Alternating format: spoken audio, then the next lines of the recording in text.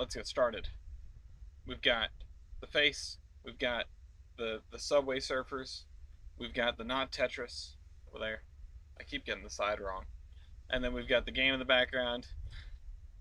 Let me make sure that I'm set at the correct layer before anything gets screwed up, and we will go over to where we're going to start, of course. Back to Bellington. Come on. Game's not happy about this. There we go.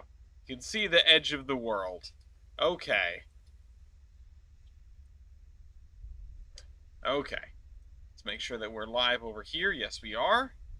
Make sure that we're live over here. That's some kind of notification that I'm receiving. Maybe it's that I'm live. It's a request for the share of the folder. Let me actually take care of that right now, since I'm here. Why not? This is not a it's not a good precedent to send. Precedent to send. I don't want to be doing this during the stream all the time, but why not? Sharing the Tolbrynd folder. You can find links to all sorts of stuff in our Discord, including copies of the route that are newer than the ones on download station. Pretty much everything is on the download station, though. All right. Of course, we need to do our pre-game ritual, and then once this is done, we have something very special. I have an unboxing for everybody. That is going to be kind of fun. What's up, TBA? Let's see. It's a wonderful Thursday. It's nice. It's a brisk 50-something degrees outside. There's people hurtling towards the Earth from the moon. Normal day. Let's get this down in here. Let's let it not. Oh, that was perfect. That was perfect and beautiful. Hey, Gunda. Let's put this over here. Oh boy, we're doing pretty well this morning. And by this morning, I obviously mean 7 o'clock in the evening. It's 5 o'clock somewhere, of course, as always. But not here. Not here. Here it is 7 p.m. And I could really actually use some dinner. We will see if I make it through the entire episode.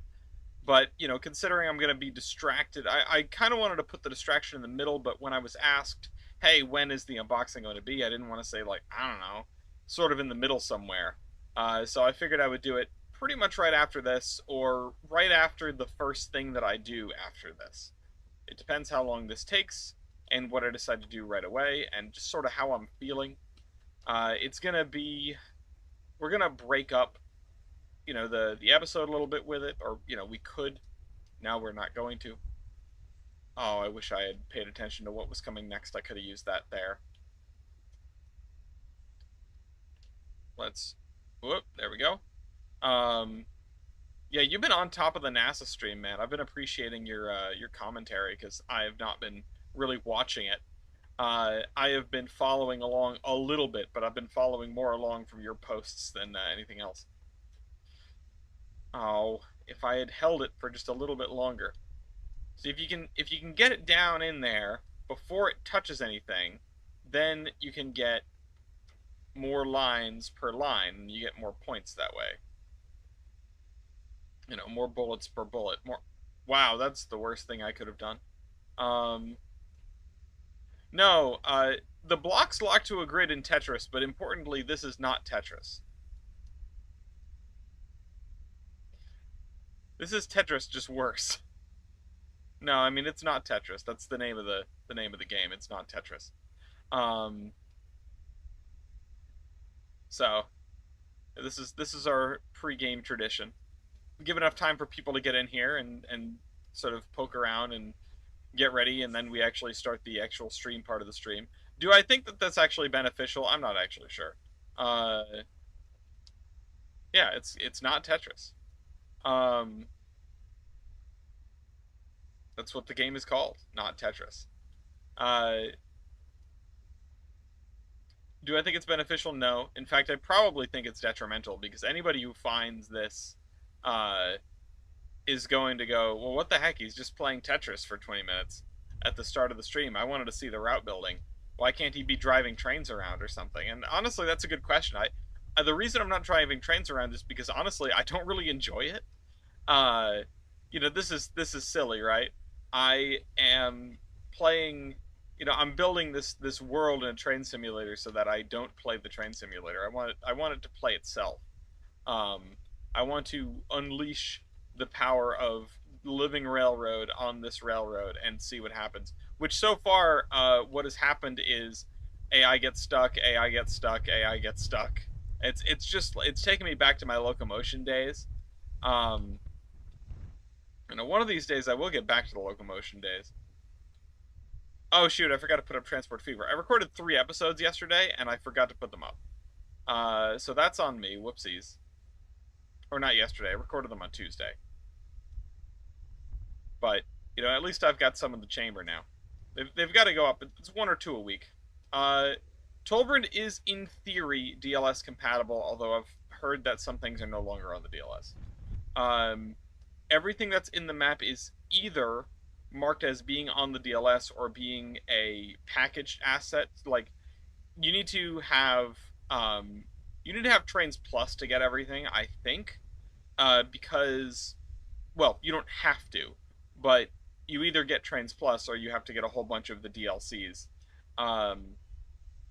that don't come with the base game by default. Because I have Trainz Plus, and once you have Trainz Plus, you just get access to all those assets, and I can no longer tell what is from the DLS, what is from the base game, and what is from the DLC. Well, at least I can tell if something's from the DLS, I think. But, in theory, almost everything is on the download station. All the important stuff is, anyway. You might be missing some scenery objects. But, for the most part, everything's on the DLS. Everything is downloadable. If you were to download the route, you would get almost everything right away. Alright, see there I used my clairvoyance to look into the future. And see, now we're going to get 2 1s instead of 1 2, and that's going to give us fewer points than we would have otherwise. But, the route is still mostly download station compatible. And I mean, the idea was that we would do that for the sake of multiplayer. Is that even a thing that I could do anymore? I'm not sure. I'm really not sure. But I am hopeful that Living Railroad will eventually pick up and start working a little better than it does right now. I mean, it's a really tall order for Living Railroad to do everything that it, quote unquote, should be doing or could be doing. To keep track of, to figure out the best way to move cars, right? Like that on its own is a struggle. That is kind of like what you need to do is you need to get like a learning computer, a cybernetic organism. Like a whatchamacallit, something like that, and like a machine learning doohickey, and like strap it to Railroader, right, and just watch it go. And once it figures Railroader out, then you can unleash it on Trainz, which is far more chaotic and unpredictable. But wow, I didn't know they could bounce like that. That's... I guess we're just not doing phrasing anymore. But once it's mastered Railroader, then you can let it loose on this. I'm not calling it an AI because AI isn't real. It doesn't exist. It's not a thing. But like machine learning algorithms have been around for years and years at this point. If you see the gazillion videos on YouTube that go back a decade now, teaching AI to drive a race car around this course, and it's like, yeah, that's not really AI either.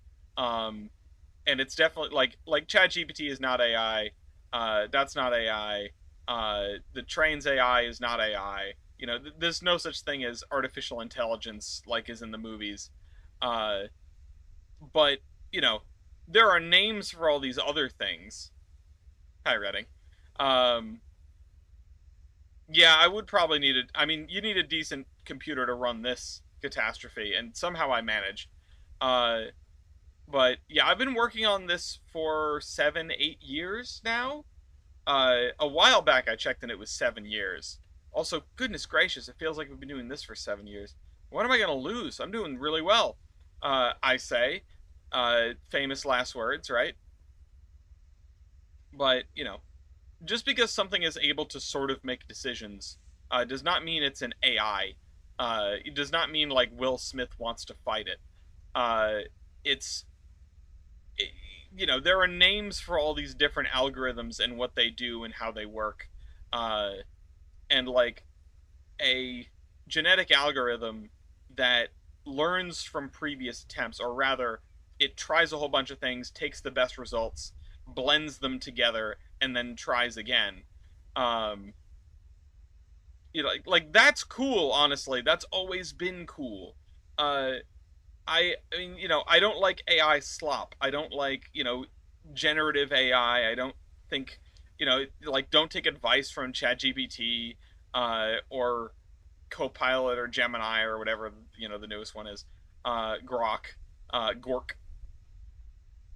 Don't listen to the LLMs, uh, just like period. But like genetic algorithms to teach a computer how to do something is really neat. I think it's always been neat. And while I don't love the sort of modern, Robert Moses-esque practice of, well, we're just going to build a data center in an area where land is cheap, and then it's going to run and spit out, noise pollution and consume all the groundwater and whatever, like that's not cool. But computing power is sort of like, well, it's power again. It's this is what happened when electricity entered the scene, and you had a little power plant everywhere, and they're all belching smoke, and causing all these negative externalities. But people like having lights that you can turn on with a switch instead of a lighter. Uh, you know, all of these negative things that, yeah, consuming all the computer parts that are out there at reasonable prices. Um, uh, you know, and it's just sort of a, this is the new electricity, and that's a weird like tech bro thing for me to say, because I don't mean it's essential like electricity. I mean that it's got the same calculus, of negative externalities versus demand. Uh, it is the kind of thing that, it's not going anywhere. It's not going away. And given time, we will find ways to make it more efficient and make it, less negative for the people who happen to live near data centers. Uh, but like it is.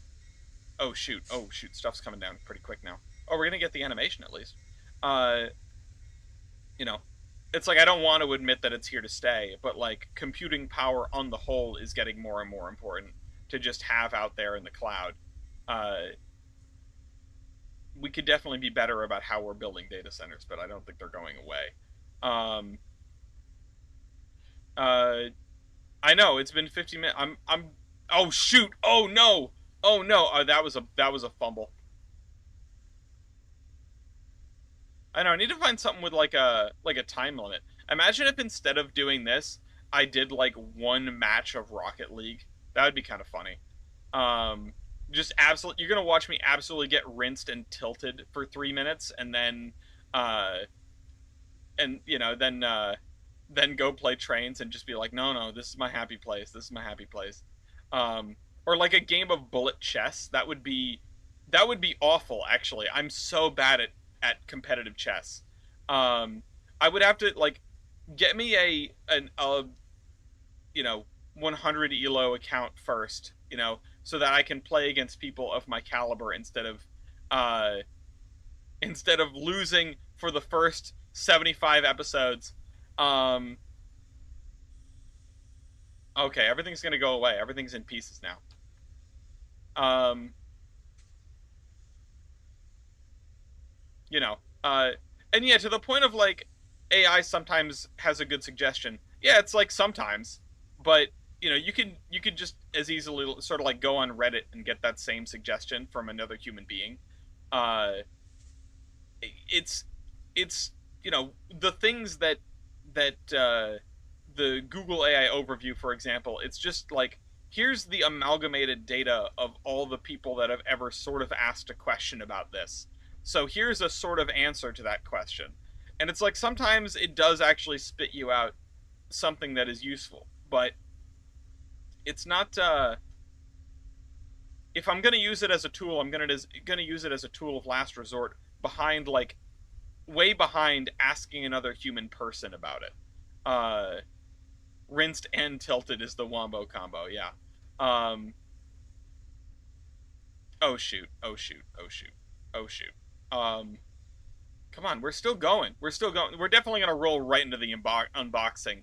Um, and it's a shame because there's gonna be like nothing that immediately comes of this. It's gonna. Oh no. Oh no. It's gonna be like, hey, check these out. And then, hurry up and wait. Okay, I really need to be paying attention to what's coming next. We are way past the point where I can just be winging it. Oh no, no, no! Why did it tip that way? I know why it tipped that way. Physics. Wow, I'm a genius. Um, Hi, we're still doing not Tetris. I appreciate you coming in here to help me out, but we're on level 10, and I am like barreling towards a new high score, I think. We're doing great. Um, Okay, just tell me when yeah, with any luck, I'll need you soon, because it's getting a little quick for me. Um, I don't even know what that most recent comment from Redding is. I bet it's very insightful and I want to respond to it, but I can't look away from that long. It's like texting and driving at this point.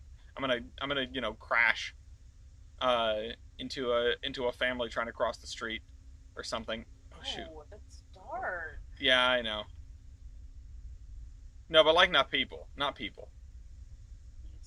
Please. Me's, yeah, and it's gonna make the Wii bowling sound. Oh shoot. Oh shoot. Oh shoot. And then it's gonna come on the screen and say, you know, Turkey. nice. Eagle. Oh shoot. That's a golf thing. Okay. Wait, turkey.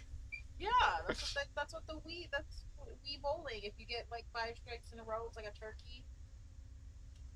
Is that really a thing? Is I, that a I golf? think so. Is that a bowling thing? Really? Uh, I do have a virtual rail fan cam up for Springfield, Mass. Um, Question is so niche that you kind of need that summary. You're spending hours looking for it. Yeah, and I wish it emphasized its sources more. I mean, I kind of wish it just gave you sources, just full We're stop. going to the moon. Oh wait, that's what a search engine already does. Uh, could I actually have some water and then we'll do the unboxing because I just realized I don't have any. All right, we didn't even beat our third high score. After all that, we didn't even beat our third high score. All right, well, whatever. In bowling, there are more. Oh shoot. Okay, well, I'm glad you said that. Well, Gloria's not here, so that I can pretend that I didn't just get shown up. Um, Okay, let's see. What do we need to do though? We were doing trees over here, and I think that was coming along pretty well. Um, and then these areas could use trees, right?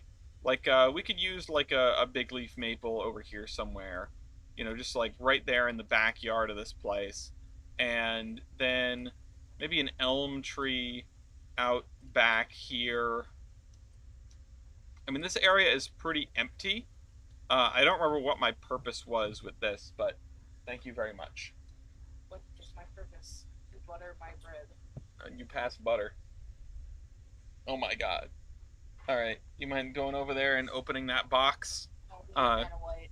yes, please. Well, I mean, I just needed to hand stuff to me because I can't turn the camera like that So what without. happens when you turn the camera?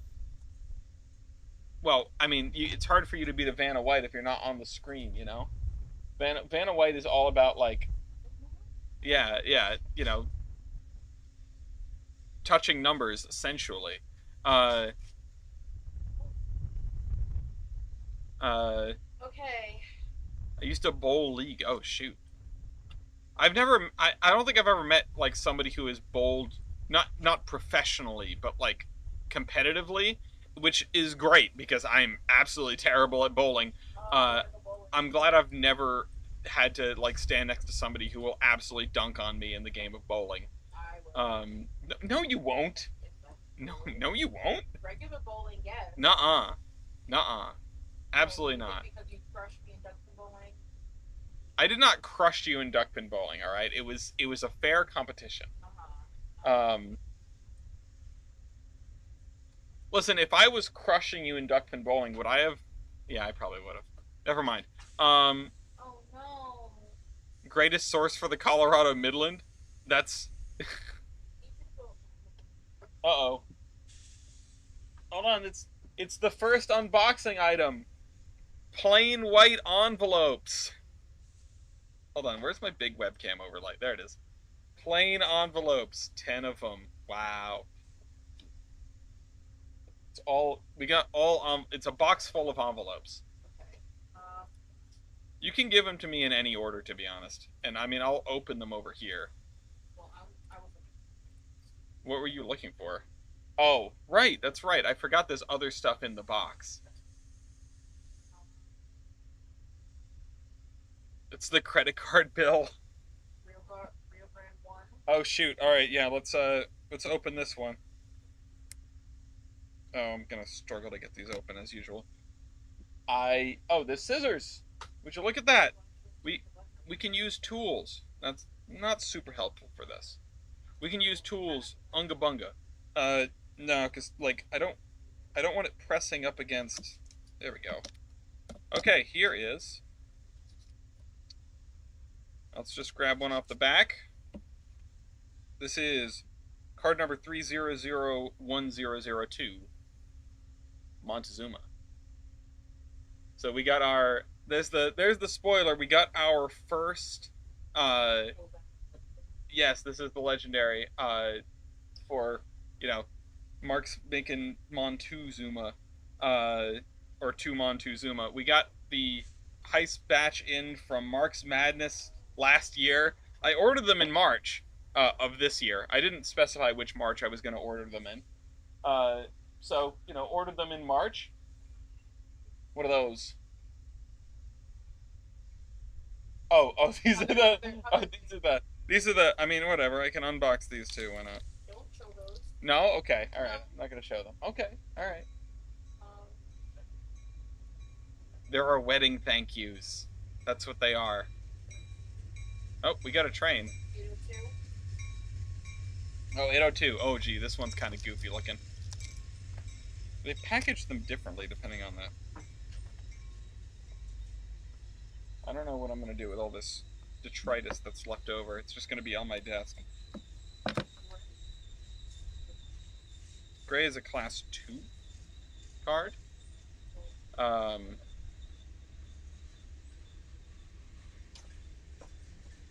Yeah. Hold on. All right, let's get the next one up here. This train's going by though. Wait, what the heck? Oh, those are covered hoppers. We've got a 802, which is this is the goofiest picture on a trading card so far because it's just so long. This is the Virginian AE, and it's not going to focus, but that's okay. This is a class 1 card. There are going to be 20 of these. This is, it's I'm in pretty bad lighting, so it's tough to see, but you can tell that it's just long. It barely fits on the card. There are not a lot of great pictures of AEs, so it is what it is. It's hands down the strongest card we've ever made. That's for sure. Oh, we got the other legendary. This is the. Let me show you. This is the winner of Mark's Madness, the Union Pacific 9000 class. Yeah, this is also some superlatives. It's probably the longest rigid wheelbase we've ever had on a trading card. It's also the only locomotive with, and you're not going to be able to see this, but with 2 different sets of high pressure cylinders. because it's a triple and the one in the middle is different. And I apologize if some of these are going to be upside down. Find anything else?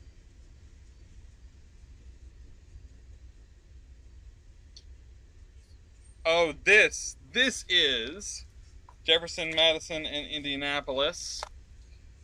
This is Who Likes a Good Sandwich? I Know I Do. This is the Reuben Wells, the 010. This is, yeah, I'm going to do them all. I'm going to go through them all. It's the Reuben Wells, the 010. It's a class 3 card. It's green on the border. It looks black in this lighting, but it is green, I assure you. It's maybe I think this is the only 010 that we have so far. There's a lot of weird stuff in here. People wanted weird things.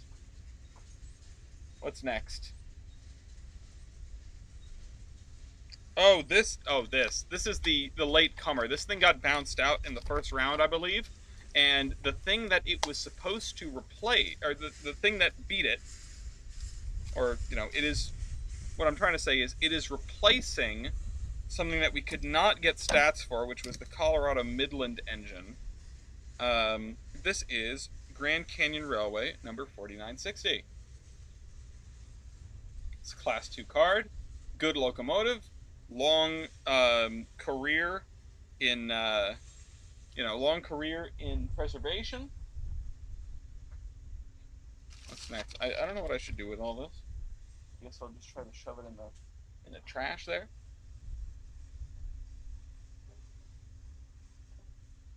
Oh, this is the standard card. This should have been. There should be how many of these? Oh, you know what? These might have come in. Did these come in 2 bunches? Because there should be 60 of these.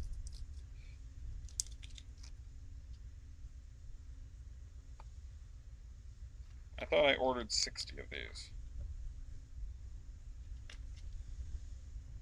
If you find it, let me know. Oh, there's the other 30. Okay, cool. So I was gonna say, if they gave me half of the cards that I ordered, I mean, it would be fair from back when I got an extra 50 Little River 110 cards, and they became promotional cards. This is Great Northern 1008. It is a sterling single. There you go.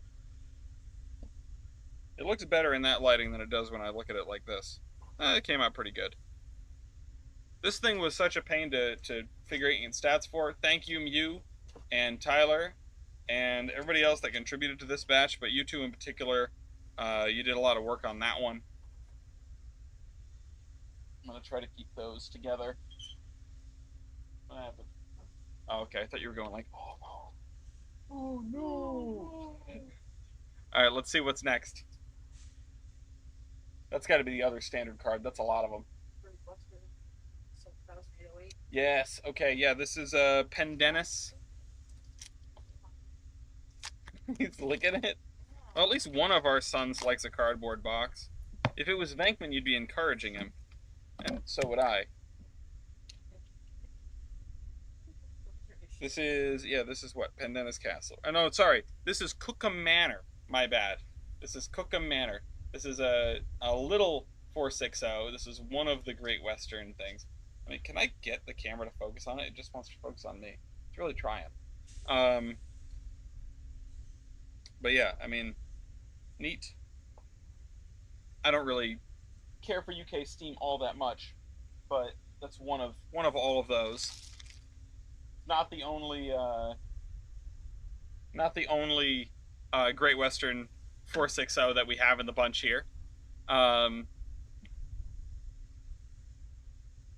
Midland Terminal. No. Oh, Midland. Oh, yeah, it is Midland Terminal. What? They're the same. They're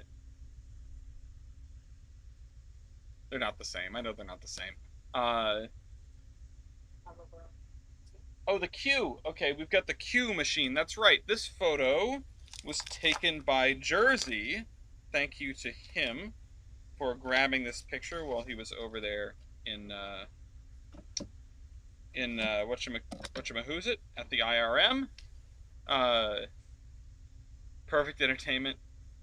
Uh, this is a really nice photo. So yeah, there you go. There is the queue. Let me make sure that it's you can see it on the screen. Um, this is a Class 2 card. I don't have a ton to say about this. It's a I thought it was a Heavy Pacific. It is not. It's a Hudson of some description.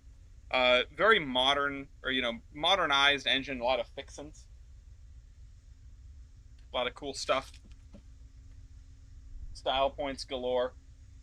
Same thing with 4960 actually. Oh shoot, this is gonna be a fun one.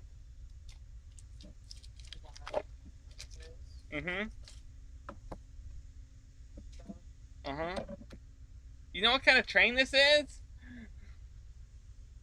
There it is. We finally got it in the main sequence. The Polar Express. Pierre Marquette 1225.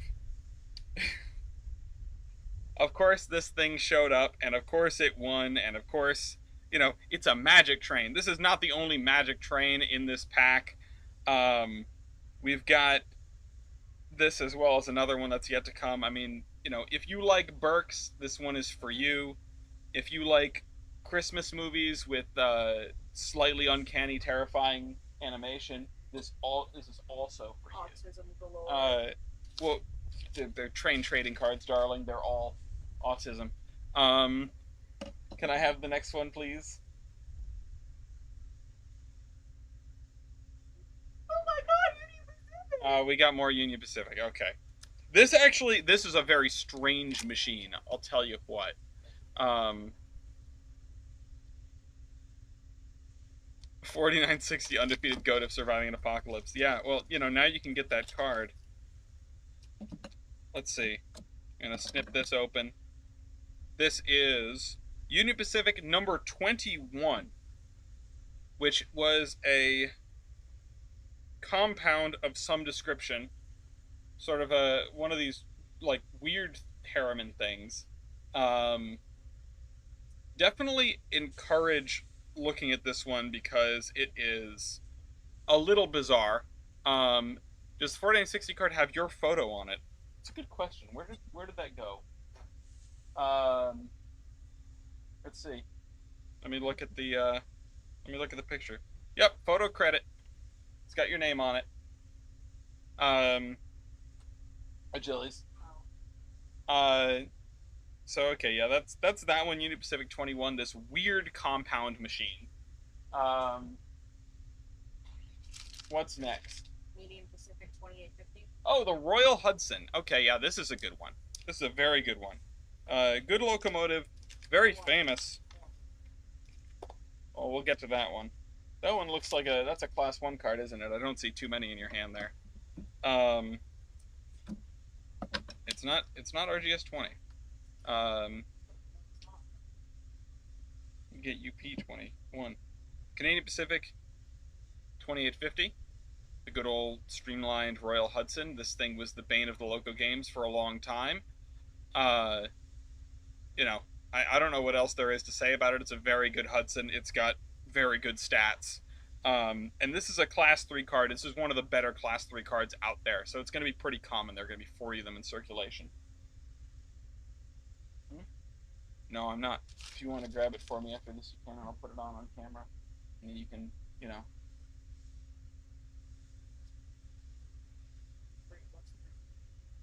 Oh, this is the other Magic Train. Okay. Yeah. You know what it is, right? No? Oh, you're gonna get a kick out of this one. Yeah, we got it. We got the beer can, and we got the French fries. Uh, you know, uh, certainly not a fan of J.K. Rowling, but this is the other Magic Train that we've got on the roster. Hogwarts Express, Alton Hall, Class 1 card, or yeah, Class 1 card. So there's not going to be too many of these floating around. I know it's going to be a hot ticket, despite but this one it made it decently far just on its own. It's a Magic Train, but not really kind of merits. One of one of 4 Great Western 10-wheelers that entered the competition. Black Fox.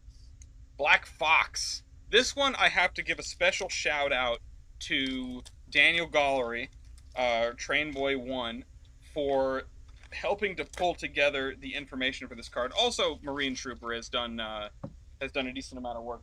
These cards aren't on the website yet, but they will be soon. We have to put them into their packs. So there will be another announcement video when that happens. I'm also probably going to do something with Mark for this, just to spread the word because they were on his show initially. This is Black Fox. This was a Central Pacific locomotive that ran part of one of these, cross the continent train, Lightning Express, from New York to San Francisco. It ran a 879-mile leg across the Central Pacific. Yeah, this thing was a tremendous pain in the neck to get stats for, but it's also a good-looking engine. It's possibly, right now it may be the oldest card available. Once we get to the next set of cards, there are going to be quite a few older than it, but it's a very old chooch. Okay, here's our helper card. This is the Virginian, so we've got 2 Virginian entries, and they're both humongous. There was the AE, the Deca Deca Pod Pod, the 2-10-10-2, and, no, but it is a Titan. And then there's this guy, the double unit, electric coal hauler, the EL2B. This thing is probably the most powerful card that we have that isn't the AE. This thing is a monster. No 2 ways about it. It's going to be a great helper card once I can figure out how those work. If you want just a giant electric locomotive, there you go. Alright, there's only a few left. What's next? Oh, we finally got to the N&W engine and our 3rd and final Class 1 card. This is, well, everybody knows 611, right? This is 611's lesser-known sister. Pre-streamlining, built during World War II, so they didn't put any of the fancy stuff on it. Number 605 is the unstreamlined J, otherwise known as the J1 class. Very, very cool, honestly. I like this a lot.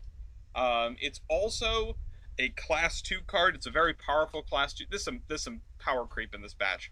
Very powerful Class 2 card, because the J's are very powerful. It is a little bit downrated from 611. War Baby with the slab rods. It's got only 275 pounds of boiler pressure instead of 611's 300. It's a Dude. It's a cool machine. It's not really a Dude. It's big to be a Dude, but it's not streamlined, so it looks a little bit cool and normal. And second to last, C9. Okay, this is, oh shoot, I forgot. Yes, we do have one more Class 1 card. This was the runner-up in the competition, the AC9. This was the winner of the Royale of Royales of Royales. You could say that it beat out 125 other locomotives. And this is a wonderful machine. Southern Pacific 3811. These were also the only SP Malays, if I remember correctly, the only SP Malays that were built for coal firing. Definitely a unique case, and frankly, I love this thing. It has held its own in the local games. Let's put that over there. What's the last one? I'm trying to remember. What could it be? We've got a lot of the weird ones out of the way. In New York, Susquehanna. Oh, right! Yes! Yes, the Susie Q. This is our friend from the Susie Q. Thanks to Dynamo Productions for providing the photo. This locomotive is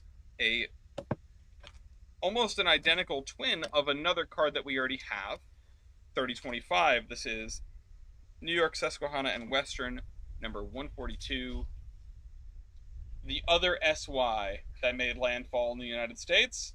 Uh, there's not too much to say about this. It's one of the newest cards that, one of the newest cards out there. Um, one of these few engines that were built specifically for tourist services. So that is what is in this batch. And they are going to be organized and they're going to be on the website soon, hopefully within a week or two. Um, and a taste. Yeah, just give them that. Don't give Just them just the front side. Oh, I forgot we did glossy on this side. We also got our wedding thank yous finally, so that's exciting. Um, That's a taste. look up CNO 494 for a card. There's a lot of cards I gotta make. All right, it's 7:43. I'd like to thank you all for bearing with me during that unboxing. That was my first time seeing those cards. There are some that I'm very happy with, some that I'm a little less happy with. I am happy with the wedding and the wedding thank yous certainly. But all right, let's roll into the main part of the show. Oh, hi, bye, baby. I will send the Trainz route billing stream live now in the Trainz official Discord to wake some people up. And I forgot to ping everyone on the Tolbrynd Peninsula thread. My bad.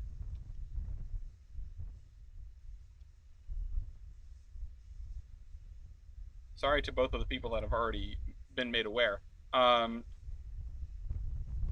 I'll say there's a lot of engines to my knowledge. I don't think there's ever been a Rutland Railroad pack. No, I don't think we have anything from the Rutland, which is a huge miss on my part. I really need to get the Rutland representation in there. I would love to do a New England specific batch. Because then you could bring in all sorts of fun stuff. We don't even have some of my favorite standards from New England. We don't have like 3713 or anything like that. But these are things that will all come with time. The next batch after this is going to be the Railway 200 batch, which is going to be a commemoration of early steam and major steam milestones, and mostly major passenger rail milestones. I believe the helper card for that is going to be the original Shinkansen. So, if you want something that goes really fast, get that going for you. Okay.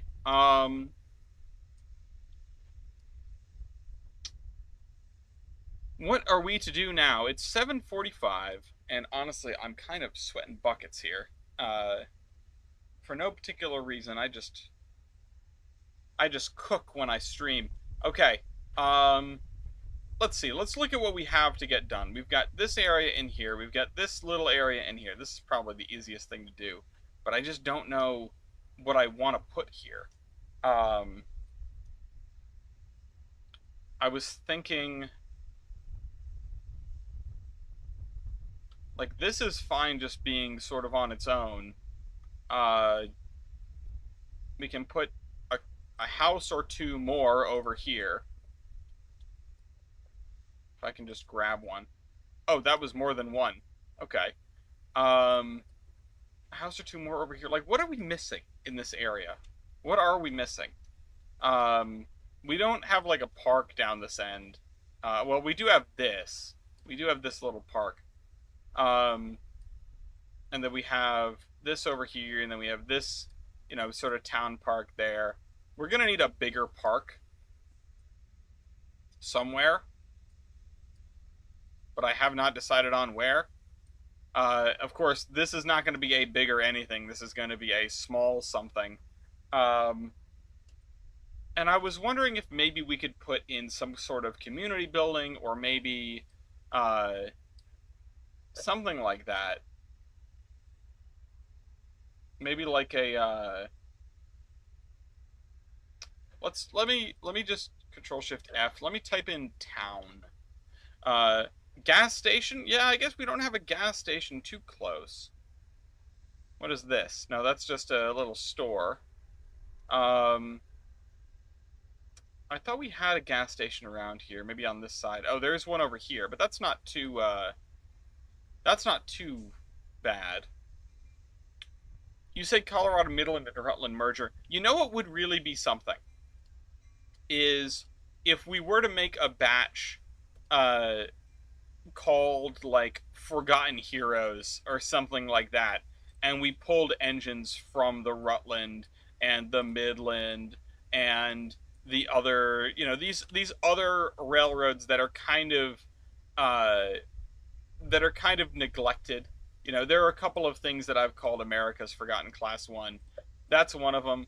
I mean, you could say the Virginian as well, but we just got some Virginian representation in here. I mean, it does sort of make it seem like the Virginian did not own any normal locomotives, and honestly, that you know, kind of makes sense. Um, where did I just saw a building that I liked that I wanted to put in here?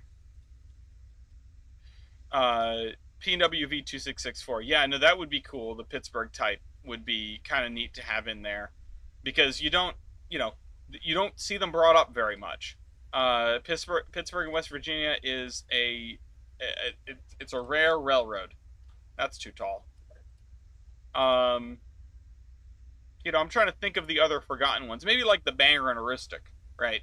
If you could find something from the Bangor and Aroostook, then you've got that going for you. Then you can squeeze that in, and uh, that's that's definitely a rare that people don't think about too often. I saw a building in here that I liked, and now I don't know what happened to it. Um, so like, what have we got for? I hid my face, right? Yeah, okay. 'Cause nobody wants to see that. Oh, here's a set of shops.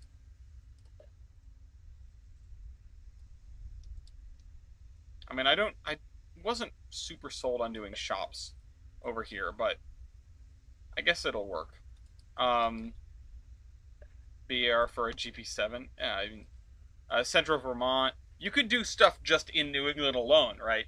You could do some of these railroads that just sort of fell off and got merged into stuff. Um, but like, yeah, the CV and the Rutland are both Vermont Central railroads or Vermont centric railroads. Although I guess they are now Vermont Railway, right? Um, and then I don't know. There's so many other little guys. It's just we need to sort of look at the balance once we get done with this and with the Railway 200 batch because the Railway 200 batch is going to skew small, and this batch skews quite large. So SP and S, yes. Um, I I definitely am cool with SPNS. I would love to see more representation of them. Um, yeah, and SSW is Cotton Belt, right? I think we had one of the special order cards from a long time ago was uh, the GS8, which was, I believe, originally a Cotton Belt engine. It's kind of cool to see them floating around. We don't have any engines from a lot of the Midwestern roads. We don't have engines from the Rock. We don't have engines from the Mopac.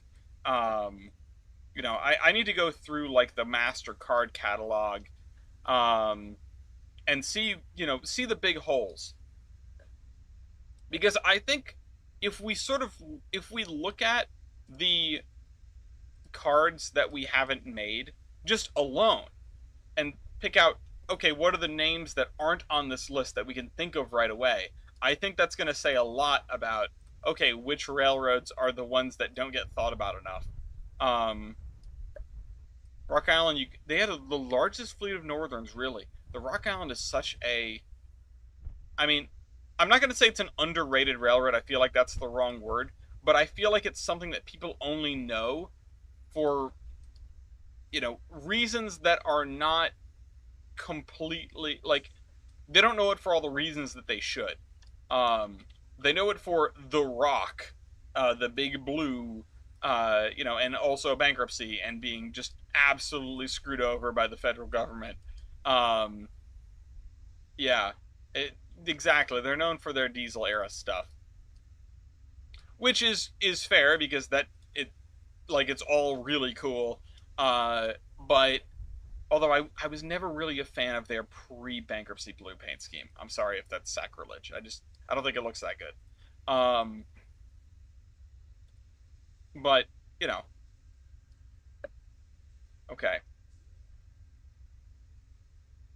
Let's do. Let's get some dense fence over here. Also, I want this chain link fence. Well, no, I want a different chain link fence. Um, Fence 4 foot dirty horizontal boards. I need a taller. I need something taller than that.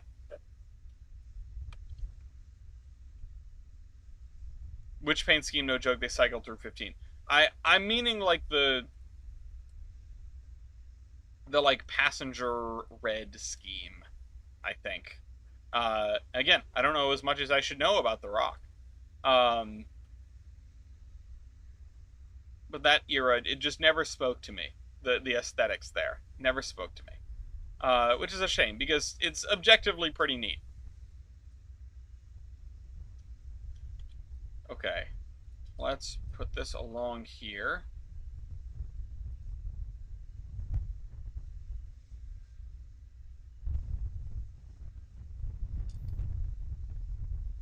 Okay, just gonna separate this. Doing commercial buildings is taking the easy way out, and industrial buildings is even easier. Uh, and I don't mean that as a diss. I'm just it's the facts. It's easier to fill space with them and make things look interesting. The other stuff gets so samey so quickly. Wisconsin Central is like it's a railroad that I know of the name and absolutely nothing else.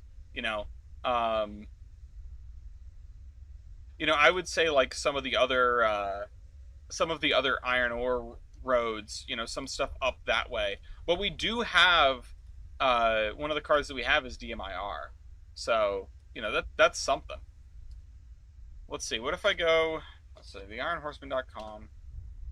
If I go to cards, document center, and then I go to the card catalog, I'm not sure when the last time this was updated is. Um,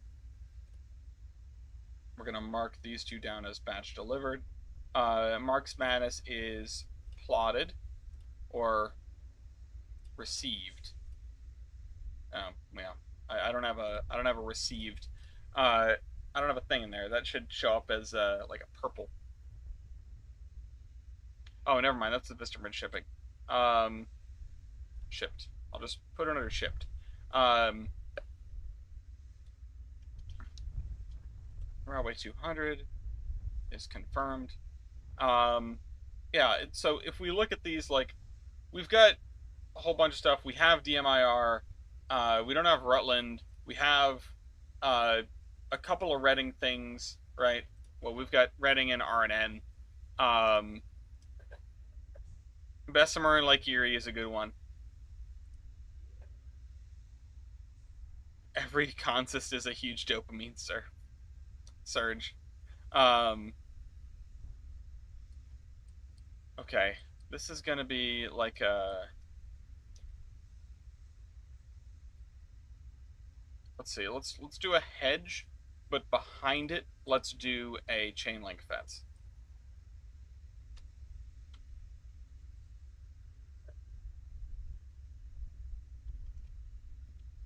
Chain link fence.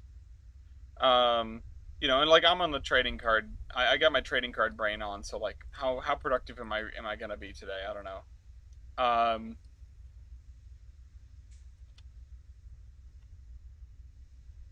you know what? And I want to box in this entire property. I want this to be, hey, this area is actually closed, and then I'm gonna put some grass in the parking lot. This is just gonna be an empty building. Probably a small warehouse of some kind. Yes, they do have the Bessemer. The BNLA does have that 210-4 at Age of Steam. That's right. You could do an entire batch of Age of Steam. That's the thing. So the reason there are 16 cards per batch, and the reason the rarities are the way that they are, all of it is actually tied pretty closely to the fact that I can only get cards printed in sets of 10. Um, no, Wisconsin Central, I suppose, is not an iron ore road by definition, but it's up there, and that's what made me think of it. Yeah, uh, I you can only buy cards in units of 10, which meant that the highest rarity had to be okay. Sorry, yeah, the highest rarity had to be there are only 10 of these cards out there. And so that ended up informing everything else that we did, and ended up informing all of the math for getting the other rarities in, because it's for every legendary card there's 10, for every class 1 there's 2, for every class 2 sorry, there's 20, for every class 2 there's 30, for every class 3 there's 40, for every standard card there's 50. um, and once you hit, okay, standard rarity cards are 50, it means you got to make at least 50 batches. But you don't want to make it so that, oh, every batch I open is, hey Pat, um, every batch I open has the same card in it. So why don't we have 2 standard rarity cards? Okay, well now that's 100 batches, right? And 100 batches, if you want to do 5 cards a batch to make things worthwhile, um, and also work with the other math that you've already established, you're going to have to make 100 batches. Okay, well now, 500 cards, 100 batches. Where do we go from here? How do we fill the rest of it in? And it's like, okay, so we need a number of cards that adds up to a whole, number of hundreds, right? Okay, so 5 times 40 plus 4 times 30 plus 2 times, or plus 3 times 20. Okay, that comes out to 400. Okay, cool. Then we're good. Like, we'll go from there. Um, you know. Oh, BNLE has another locomotive on display. Wow, they got around a little bit. Okay. Yeah, these are if we do like Forgotten Roads, this is what we've got to do. But this is going to be sort of a return to form of America-centric stuff, because this batch H01, the heist batch, is almost exclusively America-centric, except where Leighton had us jam in a whole bunch of 10-wheelers from the UK. And then there is the Railway 200 batch, which deliberately has no locomotives from the United States. The Railway 200 batch, we have the lineup for it, and if people are interesting, I could share that. Oh, hey, how am I supposed to pronounce that, by the way? Is it K Foreign? Um, Hi K Foreign. Hi Trainz Films. I want to at this like I want to call you Karen, which is I'm sure that's not what you're aiming for. Oh, Curran. Okay, I guess it's pretty close to Karen. Um, Curran. I will try to remember that. I will try to do that. Because I don't want to be fumbling, stumbling through people's names if I can help it. Of course, I usually can't help it, but this is the show of route building and inspiration. This is the show of good times and bad railroading. This is I don't know, what other taglines would you have for this? Um, the Bob Ross of Trainz route building, except I've got way more energy than Bob Ross ever did, and that's kind of a double-edged sword. Um, no, let's see. I mean, this is where we're at. We're here in Bellington. We are completing some of these little blocks that I never bothered to finish. Um, I'm glad you say the route looks great. There's more to come. Spreadsheet stream with some route building. Yeah, yeah. I mean, you're not really that wrong. And I would love to think that Bob Ross would have loved Trainz route building. Do you think that Bob Ross was a foamer? Has there ever been anything Has he ever talked about if he likes trains or not? Because I could get behind that.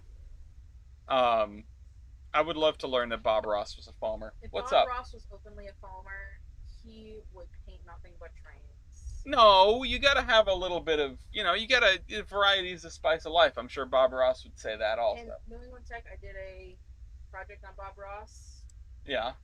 for like a talk show Did he television. ever say anything about how much he likes trains? No, Damn. All right. Bob Ross confirmed. Uncool. Just kidding. he did. He Uh, was a military general. Though. I know he was a well, he's a general. No, he was a drill sergeant, right? Yeah, he was a drill sergeant. And Yeah. he didn't like how he had to be mean to everybody, so he dropped out of the military and became an artist.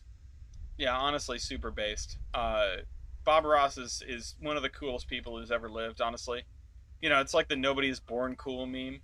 Um, Bob Ross and Fred Rogers, two of the best role models you could ever have.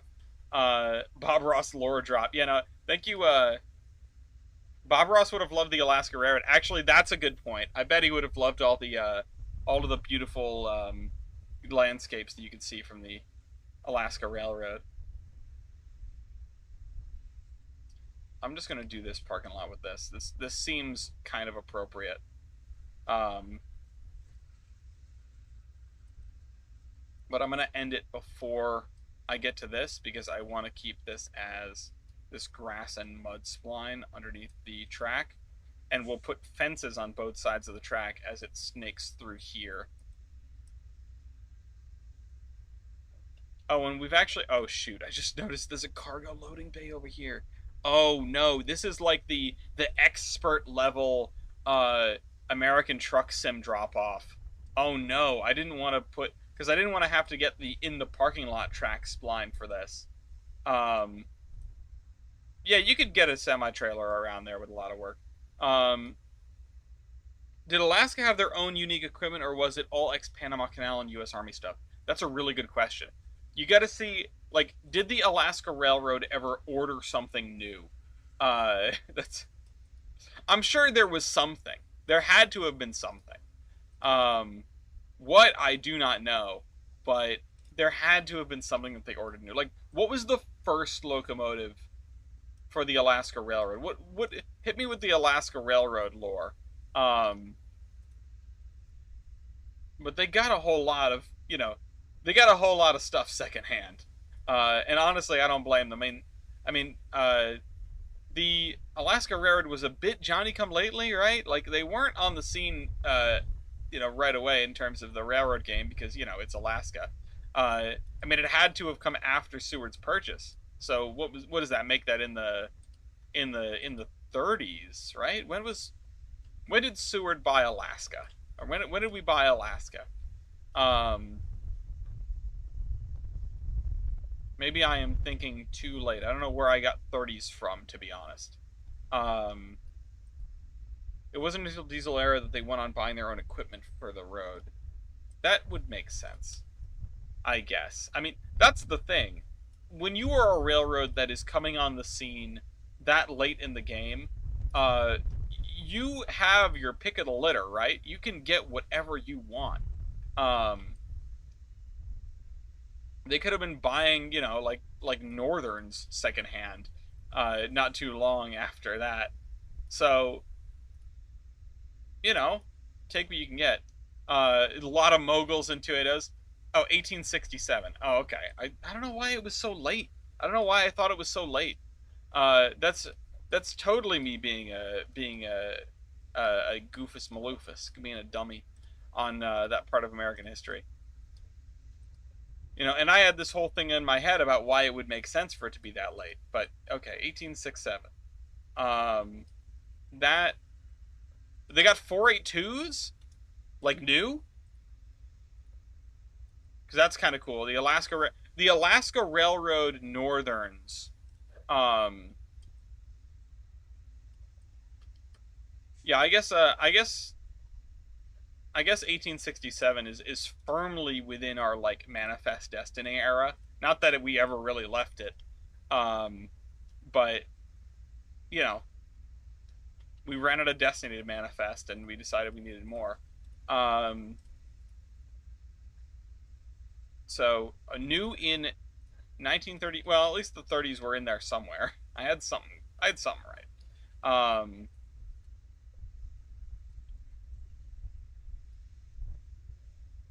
I'm just gonna put the grass like under this platform because I can. Um, yeah, perfect.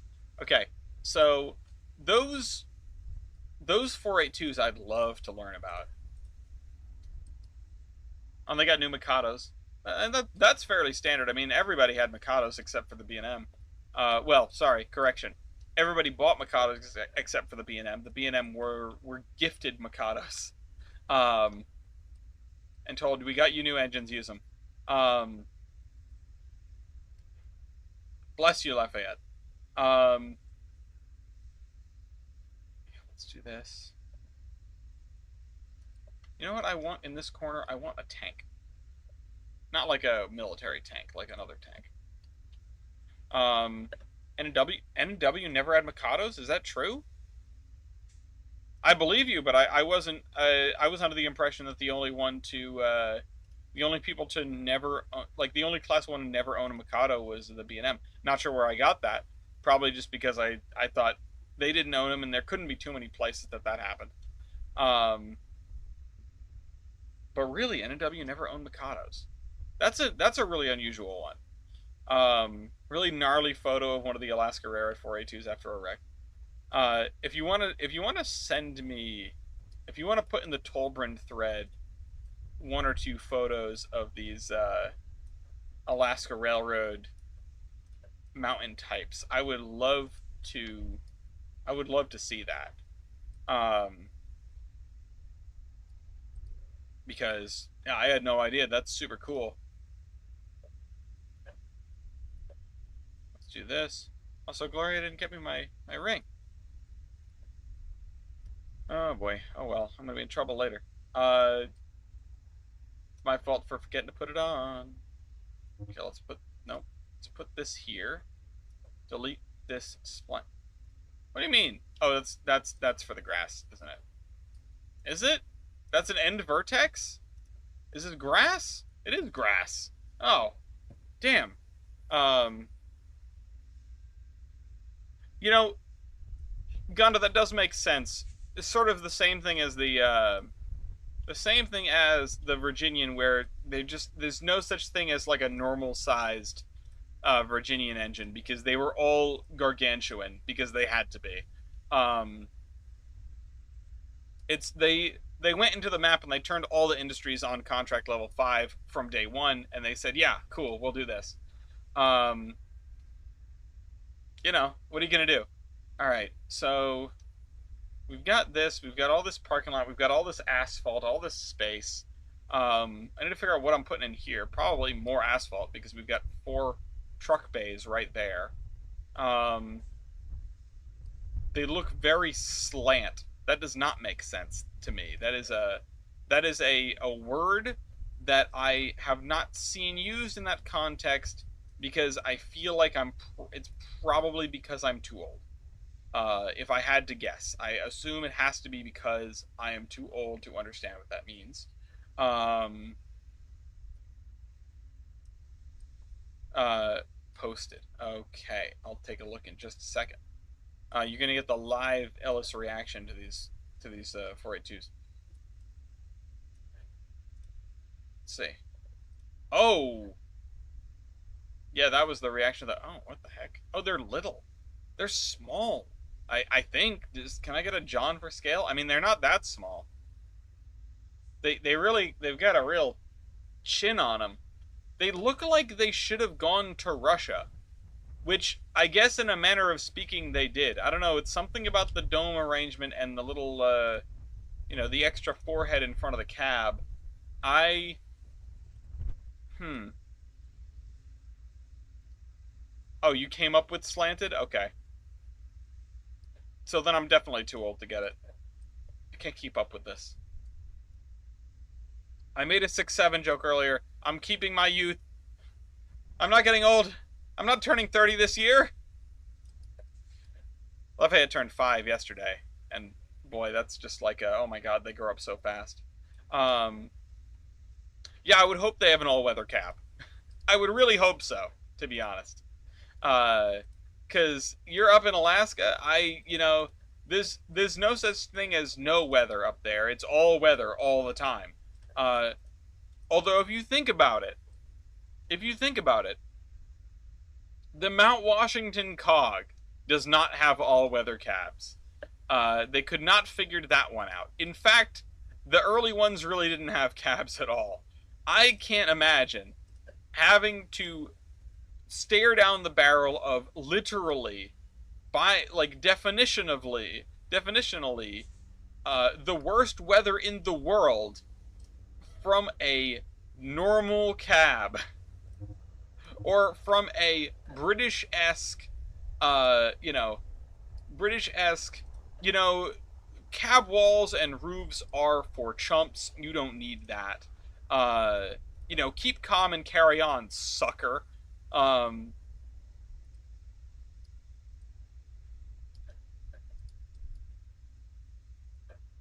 that's gonna, that's what Sylvester Marsh wanted.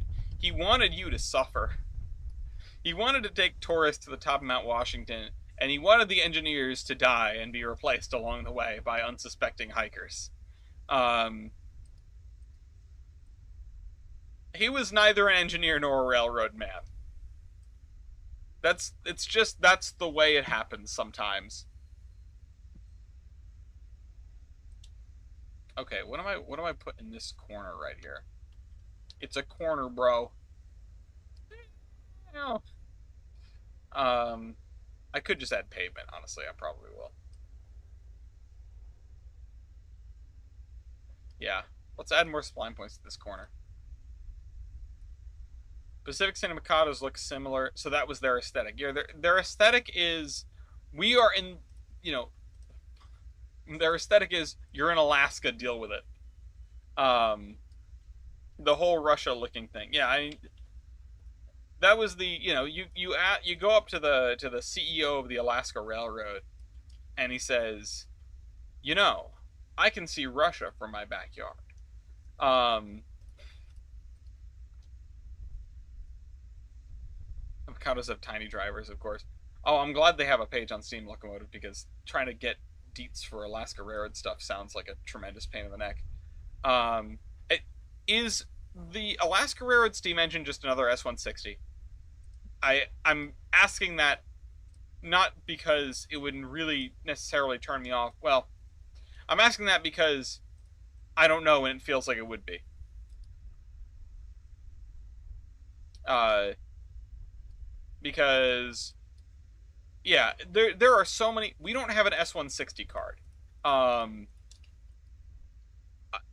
Doing a batch called War Stories or War Horses, right? War Horses would be a good one. Um, all the surviving Alaska Railroad engines are S160s. Noted. Uh, Doing a batch called War Horses, uh, which is just all engines that were designed for military service, served in wars, got blown up. Um, that's where you're going to find the BR-52 card. Unfortunately, it has to exist. That's where you're going to find the Pachat Bourdon. That'd probably be one of the legendaries because it's really good. Um,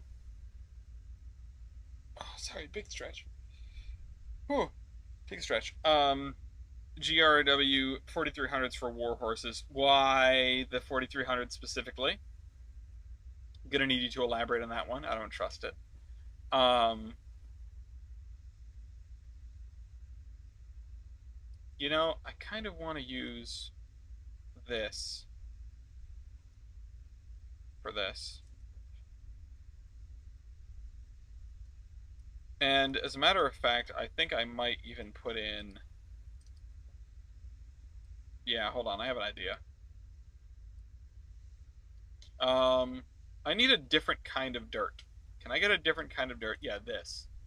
Um, they only had two of the mountains. That's good enough for me.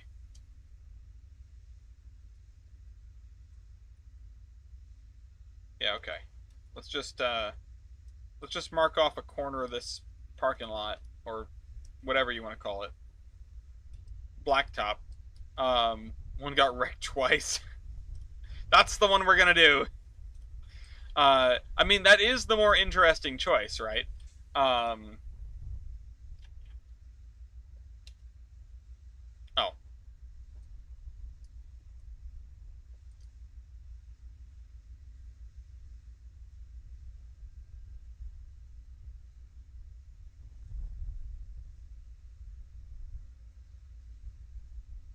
we got a second one. Oh, this one is called number 5. What's going on here? Why can I see into the middle of it? That doesn't seem right.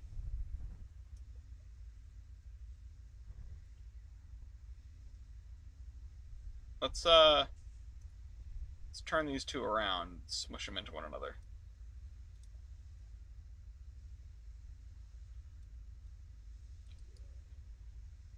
That doesn't work.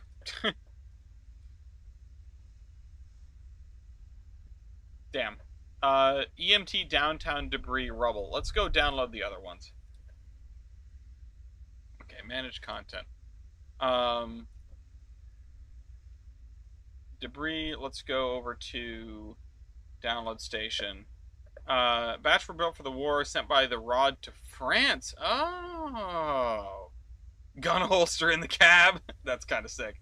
Uh, Listen, if your steam locomotive is getting shot, like actively getting shot at, I would be leaving the steam locomotive. Uh, because I would be quite worried, and I feel like I am not out of line for feeling quite worried that if my locomotive is getting shot, I am suddenly going to be uh, waking up in front of the pearly gates of Valhalla, right? Steam Loco, you're going to Foamer Valhalla, is what's happening. Um,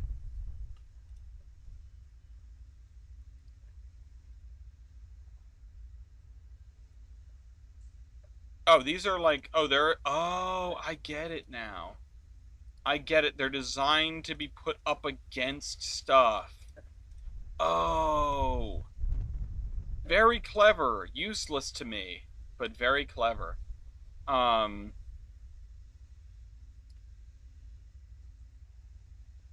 Turn to running and preservation. They got an actual guy who remembered working on the engine during the war. That's pretty sick. I like that. That's a cool piece of history. Give me that lore drop. Um,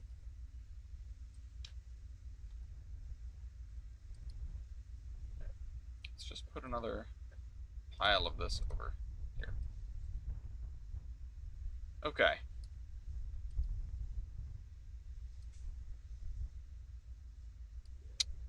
I want to put up fences here and here. So let's go find the other chain link fence that we were looking at earlier. I think it's right over here. Yeah, there's. Although this isn't great because it has that LOD that makes it opaque from a distance. You know, could be worse, but could be better.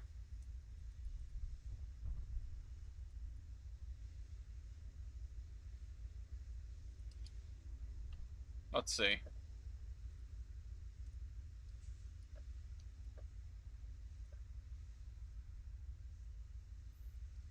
Go. Oh yeah, I mean 10-12Ds and yeah, no, the Baldwin trenchies would be an absolute staple. I probably wouldn't include both of them, you know. For the trenchies, I would probably pick the either the prairie or the uh 10 wheeler. Honestly, might be something that might be good for that batch would actually be to specifically prioritize locomotives that fought in the war, you know, that were in the war and survived, right? Um, the 460 Baldwin and the 262 Alco. Yeah, I guess you could do that.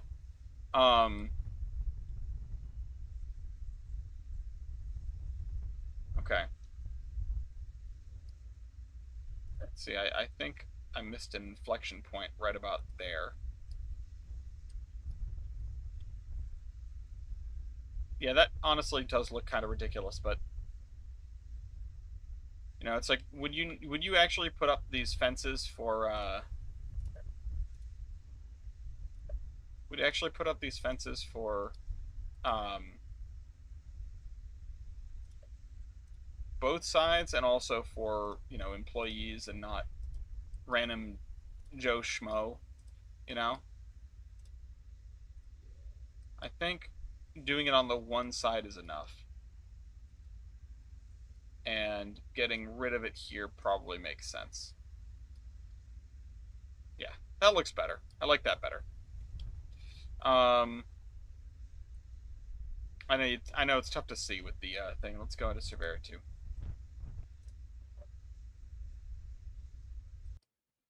It's a little better.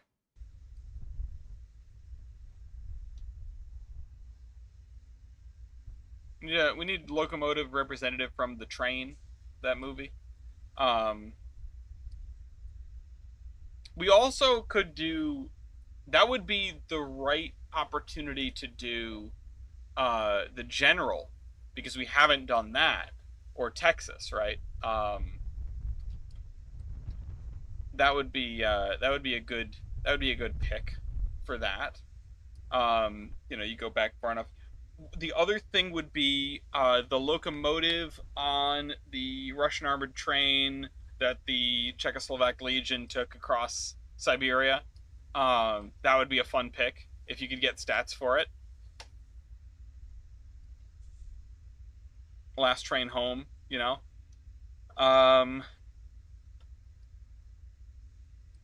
okay, we finished this triangle. That's it's kind of amazing. We did it. We actually did it. Like everything north of this road, north, everything northeast. Okay, I wasn't too bad though. Northeast of this road and like the central part here is done. That's cool. We're just missing this area here and these things in here, and that's great. That's actually that's fantastic. Um, we're doing a good job with this. We're making some serious headway. I could actually copy paste like entire blocks over to here now.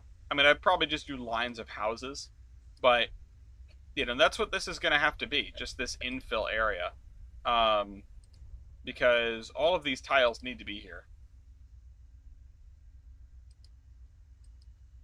And I did start, I started building like a small hill, but the suburbia has just got to stretch on, it's got to stretch on.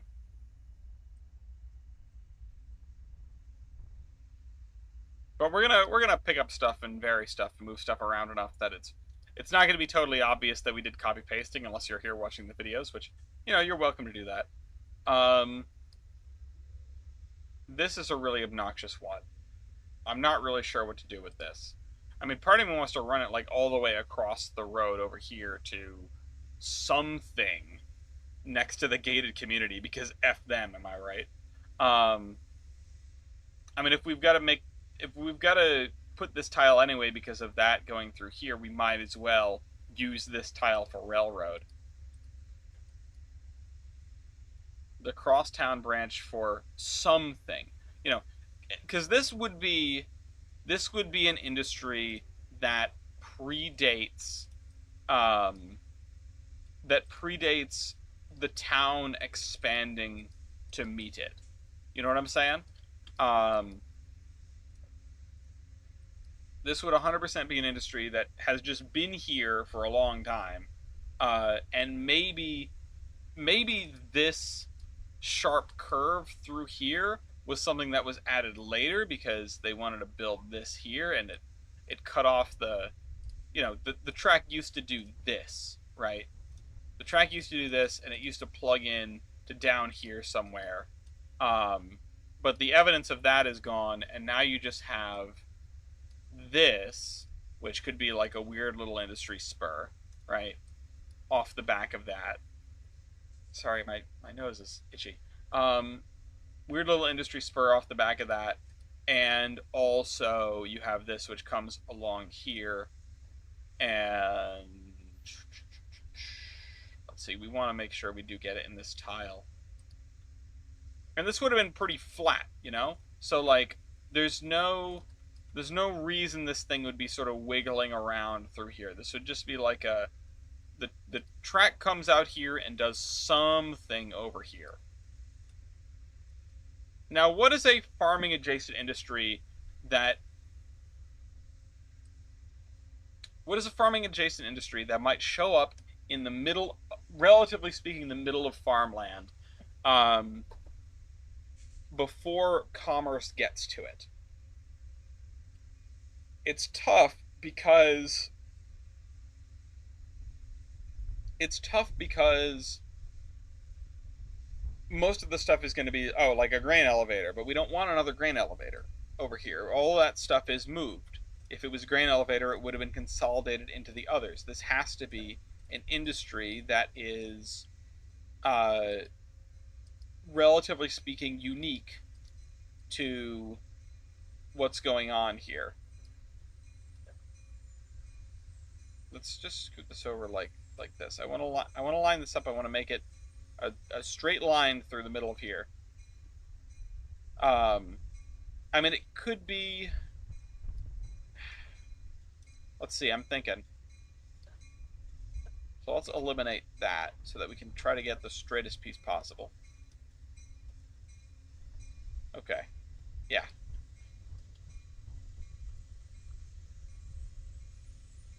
Um,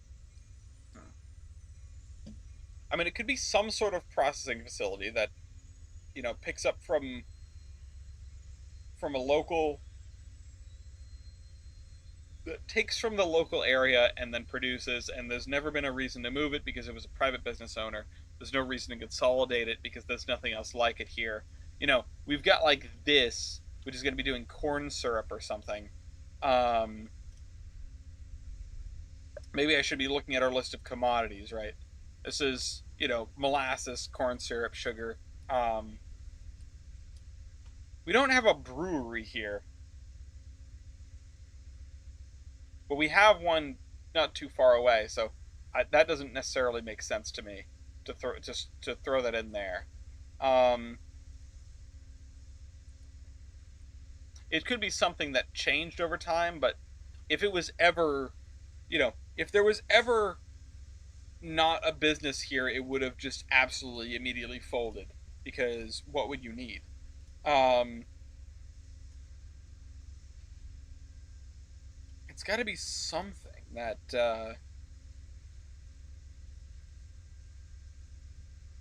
you don't want to just ship out by truck necessarily. I mean, it's not gonna last very long anyway. Probably beyond the moment that the route is set. But hmm, let's think. And it's got to be not obnoxious, right? It's got to be not obnoxious because it's right next to the burbs. It's got to be something that is unique to the town, and it's got to be something that is um, something that is an older industry. And I'm still like I keep coming back to brewery, um, but I want it to be something that's shipping out stuff. It's got to be food adjacent shipping out stuff. Let's think.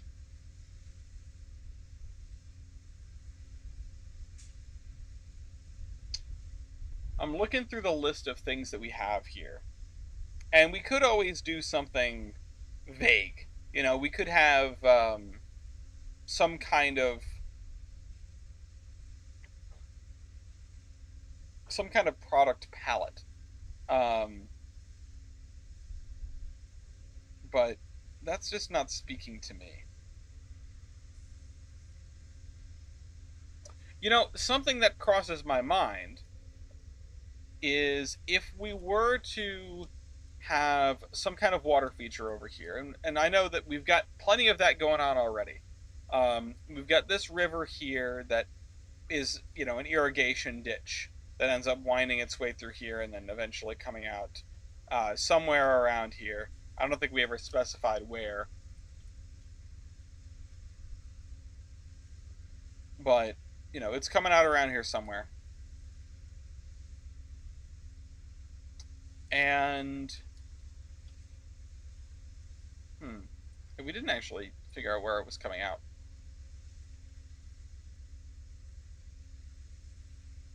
Let's see. So, remember, you got to keep an eye on where your water's going. So this is flowing into here, and then it's probably running under here. Um,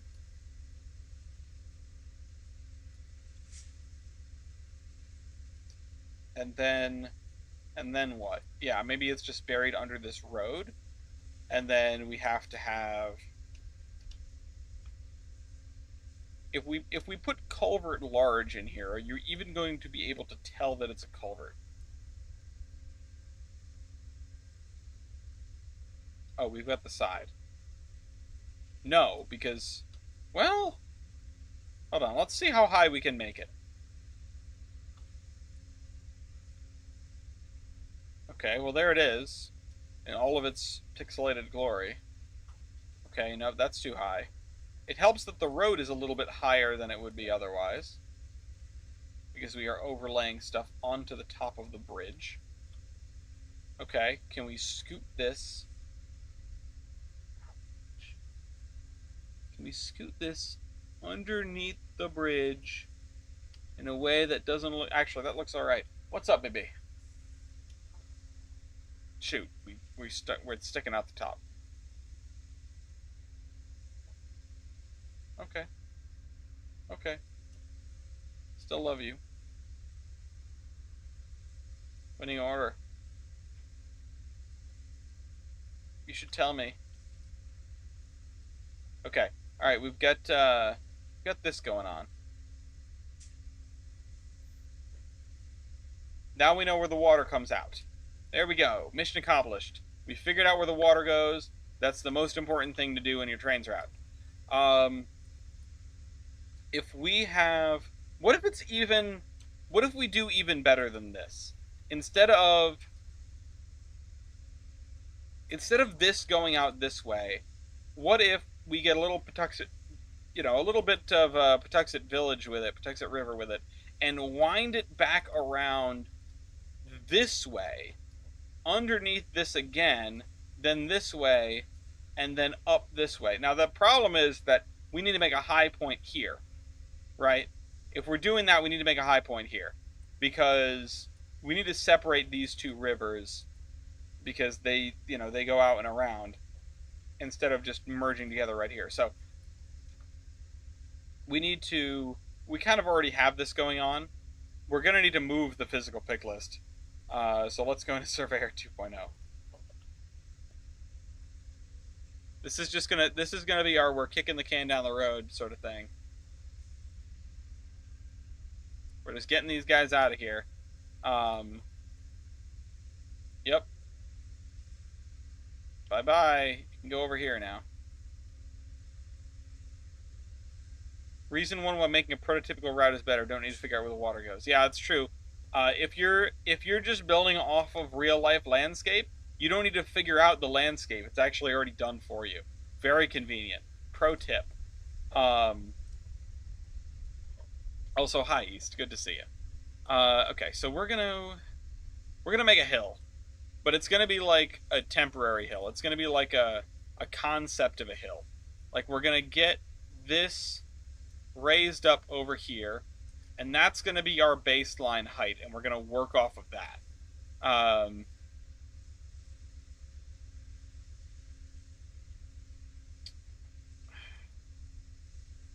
So this is the thing. It's too subtle.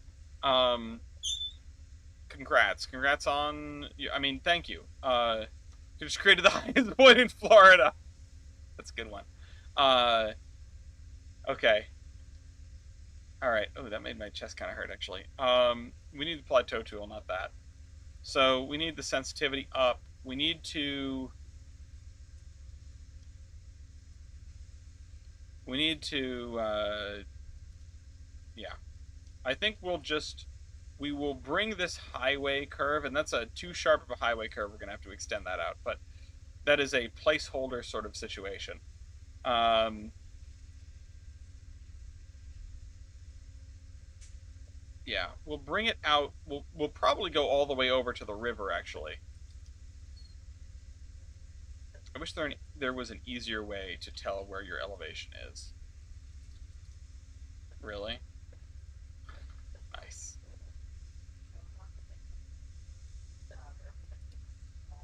Okay.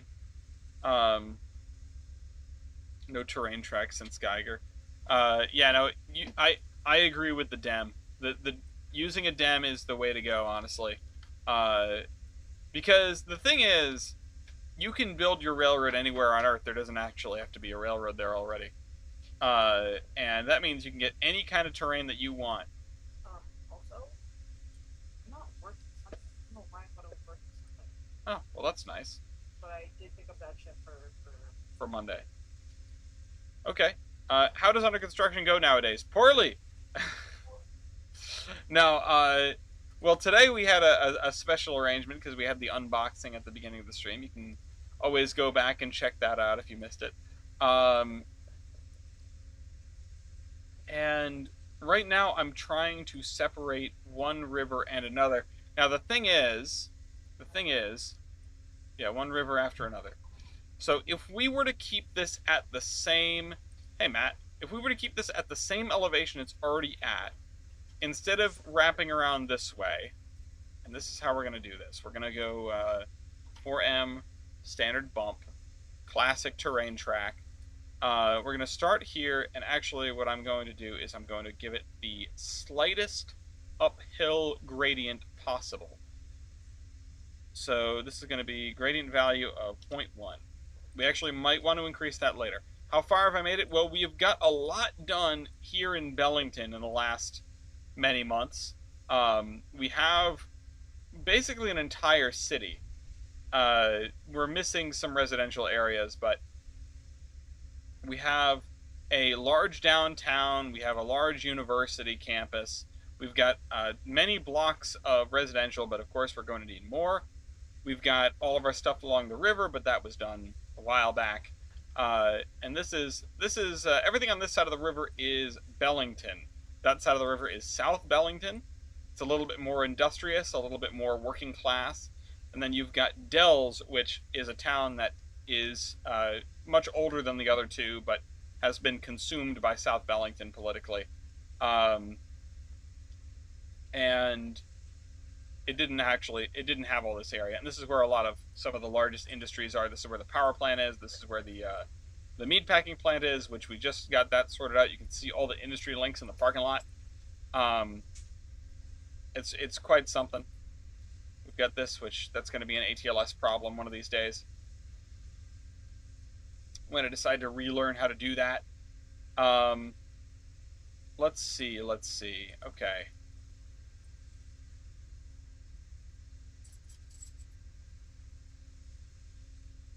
Yeah.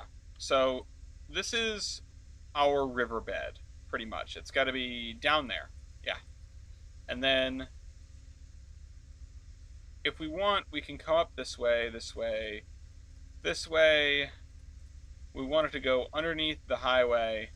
We want it to go underneath the railroad track. And then we want it to wrap around the back of here. Yeah, see, that's a real sharp turn. Rivers don't tend to do well. Actually, I take that back because this is the point where it becomes an irrigation ditch. The thing is, if we scoot these points, and just make it a little bit wavier, then we have a little bit more going for us in terms of the realism of this river. It could sort of be sort of random walking along. But the thing that it's fine. The thing that I always heard was that 3 times the width of the river is how long it will stay in a straight line without meandering at all. on average. But the thing that I'm aiming for here is I want to run it around the backside of this so that I can make some wetlands. Because what I think this is going to be is it's going to be a clay kiln. It's going to be making bricks. Um, and then it's going to sort of wander off map this way. Where's Shrek? We already have Shrek's hut on the map. I'll just aim for... Whoops. And of course, it's going to be even more chaotic than it is currently when I get to do the other part. And I'll just go right off map there. There we go. That's gonna get figured out. There we go. We've got a river. It's much more meandering than the other one because it's pretty flat and it doesn't want to go up there because that's well, I suppose we could have two tributaries come together. You know, that would be fairly standard in terms of how rivers work. So why not? Let's continue this so that we can continue following a river up the way. But we're going to be changing how quickly the elevation of this river changes. And also, we're actually going to need to come like right along to it. This is what I originally marked out, but if it becomes like a mountain stream, that means the raret is going to have to come up to it because that's going to be the low point. Hello to Tyler and Bender. Okay. So we've got two rivers, one that does that and one that does that. We've also got this river that does that, but we're not worried about it right now. Oh, I forgot Matt's Jeep is over here. Oh, right, I remember what this is. Yeah, there we go. Just, subtle anachronisms. So we've got this, which, like I said, I think this is going to be going up at a relatively low rate as it meanders around through here because I want this to be, I want this to be, well, I do want this to still be taller.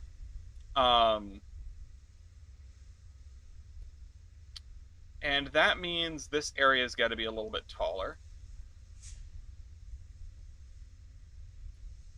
Nothing yet. You cleaning your paw? Let's see. I mean, this area is pretty flat. I just don't know if it's completely flat. I guess the best way to find out might be... Hey, Evan. Might be to do this. Okay, it's definitely not flat because look at that. Okay. Let's just raise this just a little bit so that we can get it to show above the road here. Although, I should not be afraid of adding some... Oh, shoot.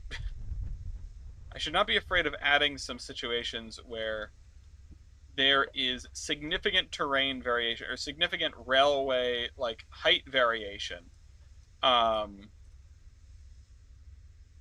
Because, well, this area in particular is sort of a redux, right? Okay, so this is going to still be going up. This is still got to still be going up, and in fact, we have to have a little bit of a... From here to here-ish, this should be going up an amount. Let's say 0.03% on average. Okay, and that's, yeah, I mean, that's really subtle. It's really, really subtle. If I want this height to apply, it really does not make much of a difference. So I feel like this area I could actually raise even more. Just, again, very subtly. just to separate one river and the other. And again, I wish there was an easy way to tell what I was doing in terms of terrain. Oh, that's a way to tell that that area is higher than the adjacent areas. Um, but that's what we're doing here. I want to. No, that's lowering that. I don't want to lower that. I want to make a make an area of high elevation between this river and this highway to show that there's no show that there's no way that the river could have crossed from one area to the other. That they're different functionally. Before they merge, they are different watersheds. Um, and as long as I can bury this river, then we're doing pretty well.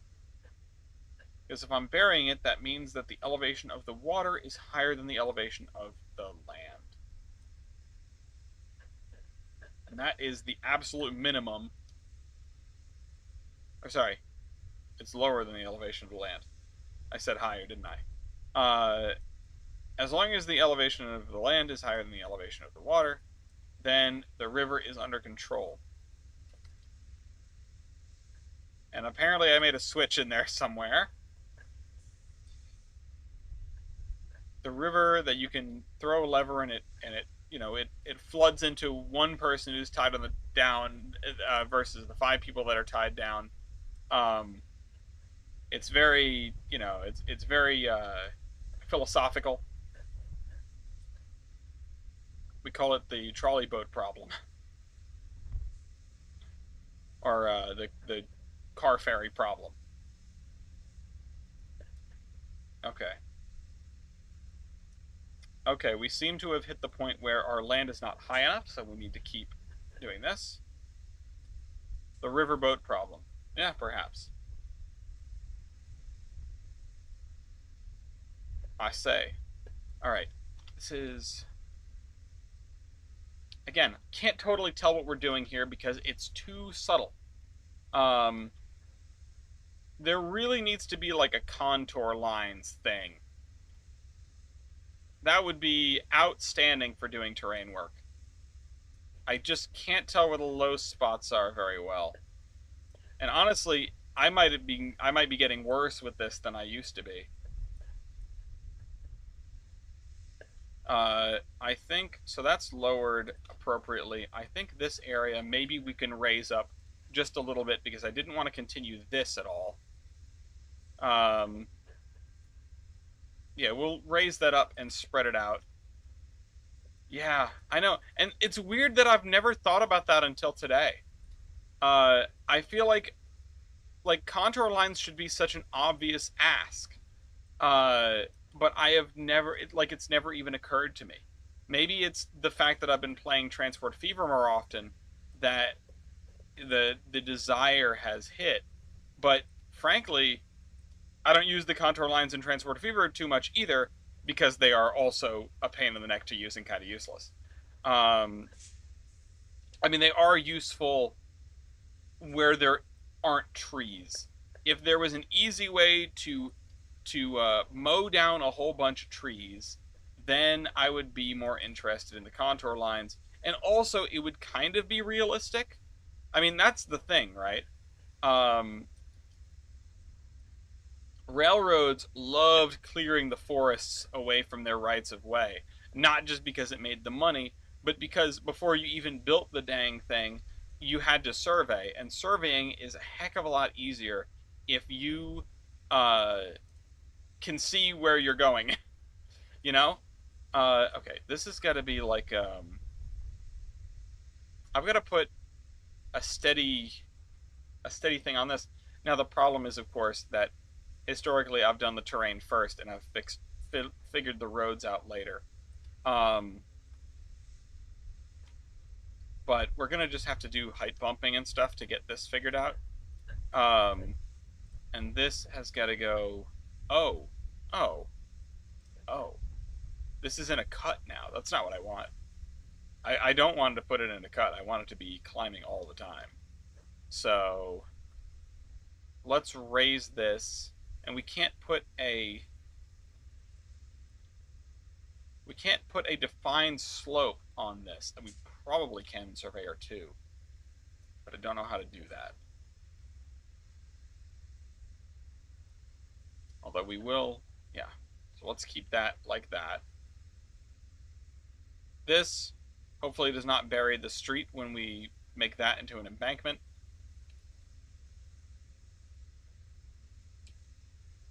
But we're kind of just we're gonna be playing it by feel, right? We're gonna be feeling around for where what is the height that we want. Like this is 75 and change.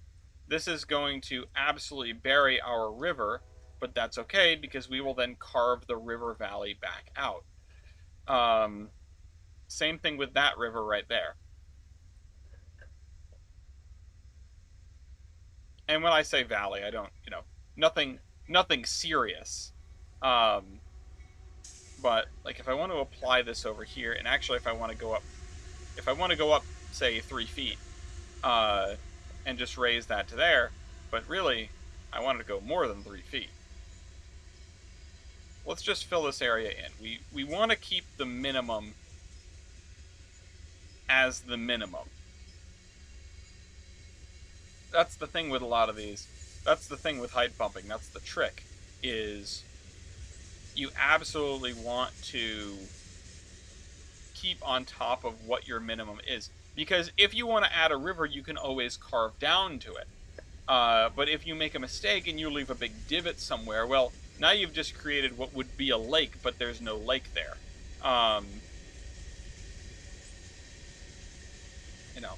Something that might honestly help is like a higher contrast, better shadows on the cliffs. But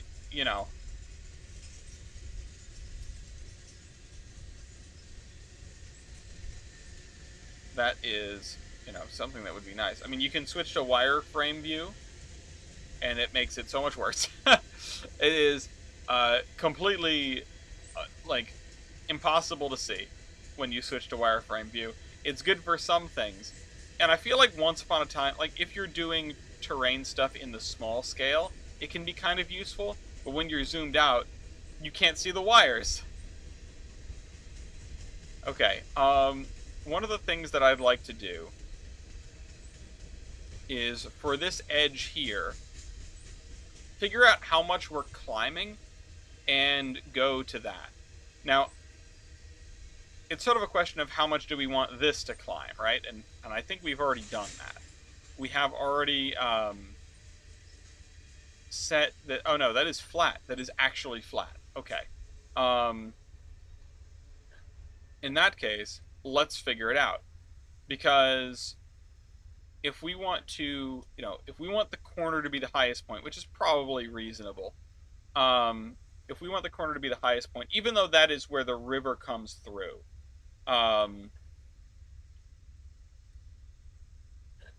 we're going to have to set some kind of gradient. And like, let's start with 1%. Let's say 1%. Is that ridiculous? Yeah, probably kind of. Because if you were to keep the track level, you would be up against... Hold on. Oh, whoops, that's not level. Well, whatever, we can actually do that in a second. If you wanted to keep the track level, you'd be up against a significant amount of elevation change from the terrain right next to you to where the track is. Now, I don't really want to do the track first. And even this is going to be, kind of... When we come to do this, I think it's going to be track second, and this broad curve is going to be too much infrastructure for this. Well, I mean, I guess I take that back because this is supposed to be an over-engineered section of the railroad. Um, it's gonna feel and look very different than the VMR, I think, and the VMR is almost under-engineered. The VMR is handshake and a ham sandwich, shoestring budget, trying to build up and over the mountains because we figure that we can get trains faster from one side of the peninsula to the other if we just sort of go in a straight line instead of going around the end like the Geiger Mount, like the Gilson Eastern is doing. Um, they weren't really right about that. Something that I would like to do is whenever, in the distant future when we get all this done, is actually check the amount of time it takes to do one or the other. To drive a train around the Gilson Eastern at track speed versus drive a train over the mountains on the VMR at track speed. Um, I wonder if they will be remotely similar. All right, we're going to fill this in. And this is something you can do with copy pasting as well, but copy pasting is less useful than it used to be for this. Especially because the game really doesn't get super mad anymore when you do this. Oh, nice. Mossy took a 3-hour nap. Yeah, he was like, "Oh, you said you were gonna get off Wound before the stream," and I was like, "Oh, okay." Um, and then I didn't even think about it. I was just thinking like, in the moment I was like, "Oh, I guess I'll see him on the stream," but then I didn't think about it once we got started. I don't know, it just didn't come to mind. Okay, so if we do this, right, and if we have the track go at a 1% grade up that way, and if we have the river sort of keep, if we have the river keep, you know what, I have to undo this because I can't have terrain along the edge that I'm going to be connecting to. And since we're going off here, that means we need to connect here. I just need red paint. Nope. Red. This is an indication that I should probably build in this direction because it'll close loops faster. When I get done with this segment, I will probably go in this direction. So that's got to connect, and so does this. So we can't be doing intricate terrain work there, but we can do it. We can do it up here somewhere. We're also going to have to connect over there, but that's a little bit more obvious.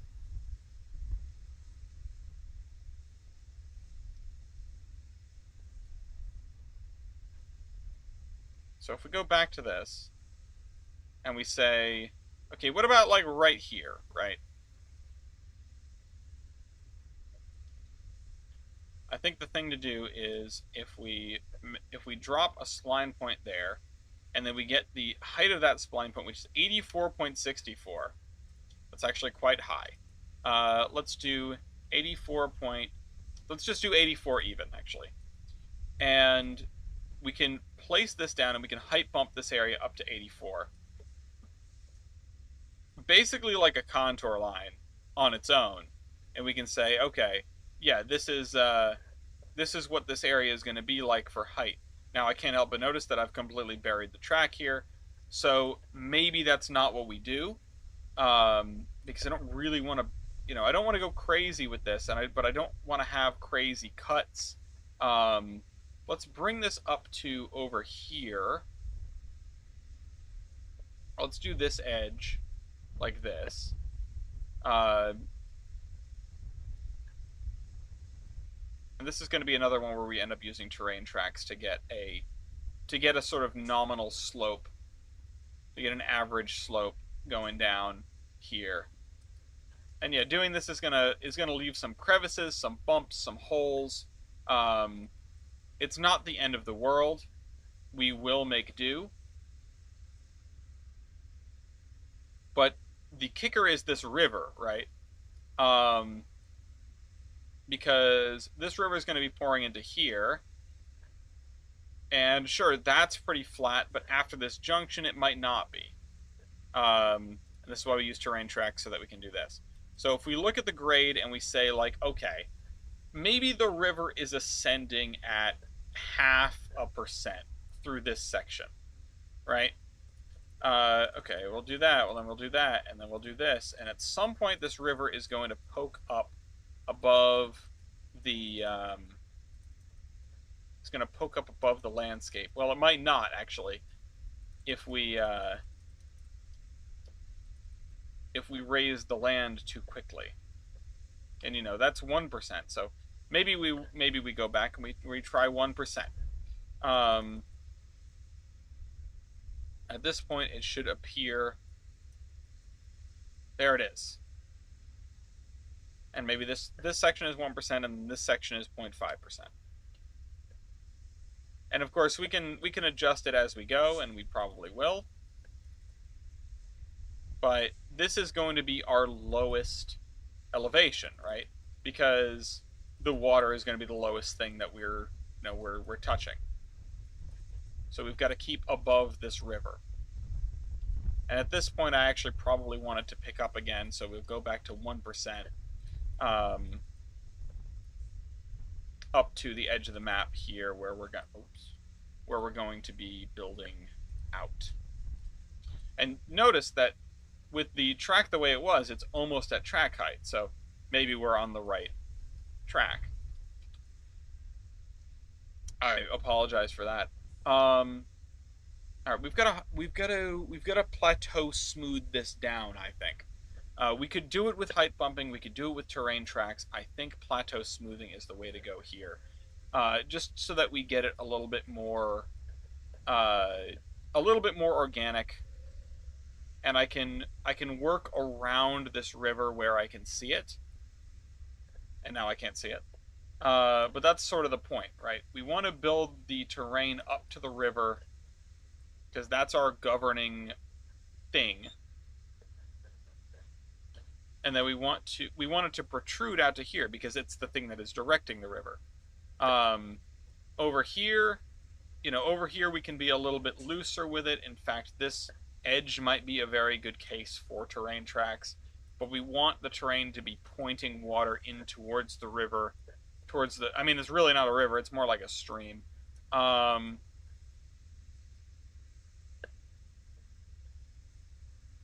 Let's see.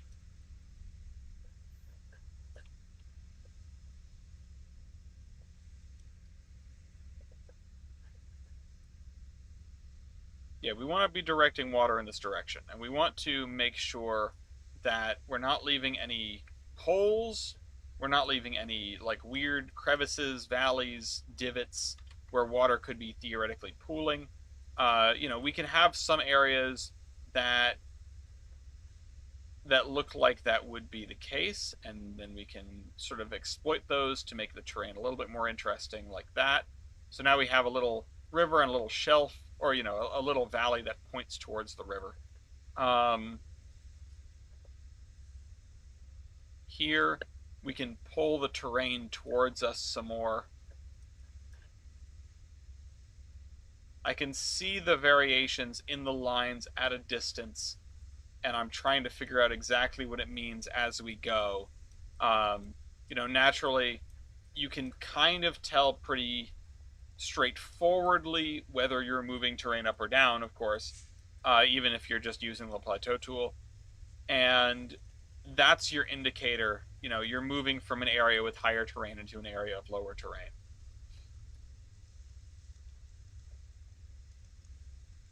Yeah, now we've got some good subtle terrain variation. I think the next thing for me to do is start carving this valley out in this direction and also in this direction. In fact, we're going to have to flatten this area out too because I can see that it's still pretty lumpy. Not ideal. And we do want this like flat area. We want this area where there's the gated community area to be flat because we want it to be easy to build on, but we also want it to be former wetlands. That's what I'm aiming at.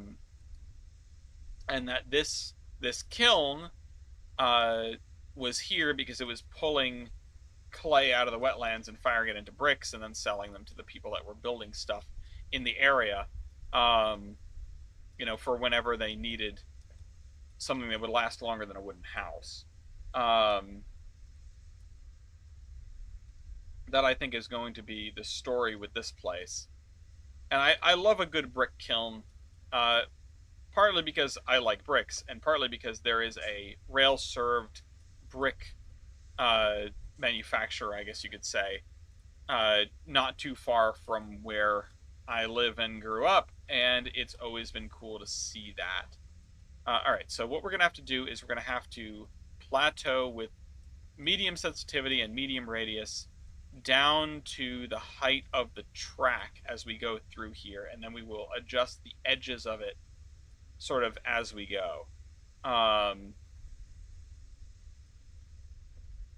and then we can replace the spline maybe. I wonder if it'll let us replace the spline with the river spline. It might be a different kind. It might not allow us to do that. But we can put the river spline in this valley that we're making once we dig out to that level. And we're going to be working from the end up so that we always know that we are ascending. We're always going to start with the lowest point. We also need to be careful not to make the edges too cliff-like. These are supposed to be gradual edges to this. We may have to push the top of the hill back quite a ways, or the top of the sort of ascent away from the river. Of course, this area is channelized, deliberately so.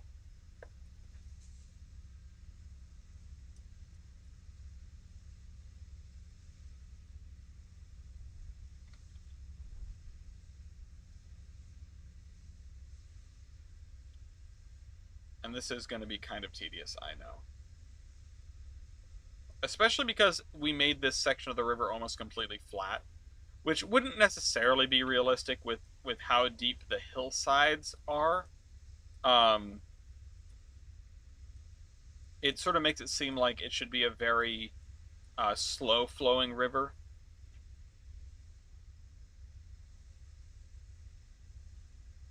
But I don't know how much we could get away with more. I mean, let's try a little bit more. Let's do a gradient of 0.05. So we'll quintuple the rate at which this river is ascending. Now the problem, of course, is that this is all buried, so I can't actually tell if it's going up or not. And if we miss one, then it's going to end up looking really bizarre. We're gonna have to figure that one out. Okay, this really didn't change much. But we did get it back up above this, which means that we're going to need to do more intense terrain variation. And we have to follow this through all the way to the end, otherwise we're going to forget, and then the river is going to go uphill and then downhill. Which, I don't know about you all, but I have never seen a river do that. It's not how rivers work, I'm pretty sure. So let's do this. Let's do that, and then we've made it to the edge of the map.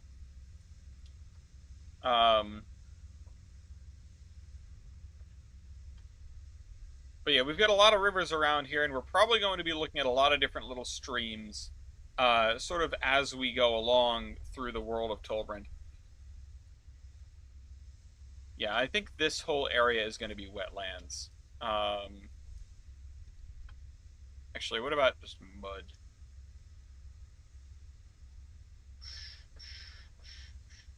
In fact, over here. And then over to here in the back of this. And then it can extend that this way, and I'm gonna write wet. Wet. There's our chunk of wetlands. Not that we don't have enough swamp in this route, but you know. In fact, in fact, with the way this is set up, This would probably be fairly steep. This would probably be medium steep, and then this would probably be very shallow from one end to the other. In fact, it would be almost flat. So let's go through it again with that in mind. Um, this track here, a smoothing tool for terrain. Yeah, I mean, the the plateau tool sort of does the job. Not great, but it does it. Okay, so that's raised. And this is raised. We're doing 0.1 through here. I don't know where the next spline point is. It's over there somewhere.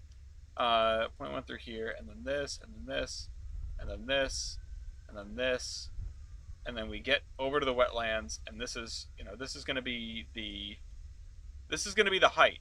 I mean, no two ways about it. This is going to be the height of this terrain in this area. We'll dig down and we're going to find the tracks. They're right there. We're going to grab that height and we're going to use that height.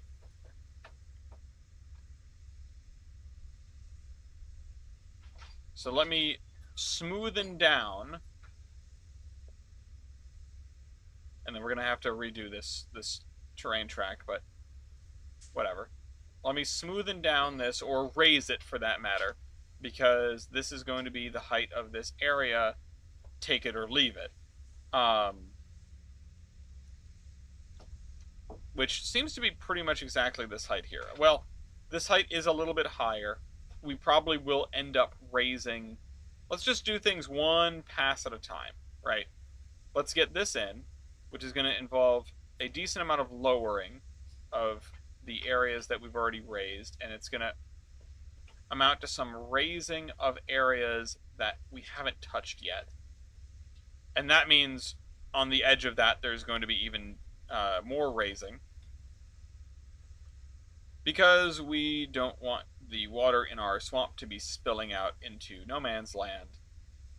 We want this side to be higher. So we'll come through and we will do that. We'll probably do that with some sort of terrain track contour lines. That's a technique that I've used before. It works out fairly well. Just got to pay attention to. You know what we could use as an absolute height tool is water, right? We could use water as a height tool.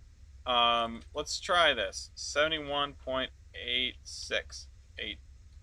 Missed it. 8. 6. Okay, there's our water. Now, the thing with this is it's going to be the perfect level, and that's actually not good because it's going to be Z-fighting to death. But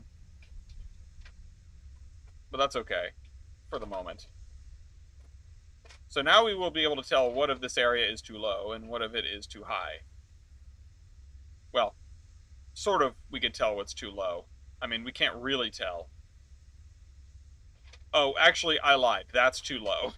We don't want to be looking at the deep blue sea here. This is swampland. So that's all right. Let's raise the ground to that height, right? No? Oh no, I grabbed the wrong thing. Let's do 71.85. Let's make it the shallowest thing you've ever seen. Right? I don't know why it's look at that. It's still showing as like the darker blue. I guess that's gonna have to update at some point. So let's submerge that. Let's submerge this. And we'll get all the edges too, because I don't want to see the Z fighting. That's not good for anybody.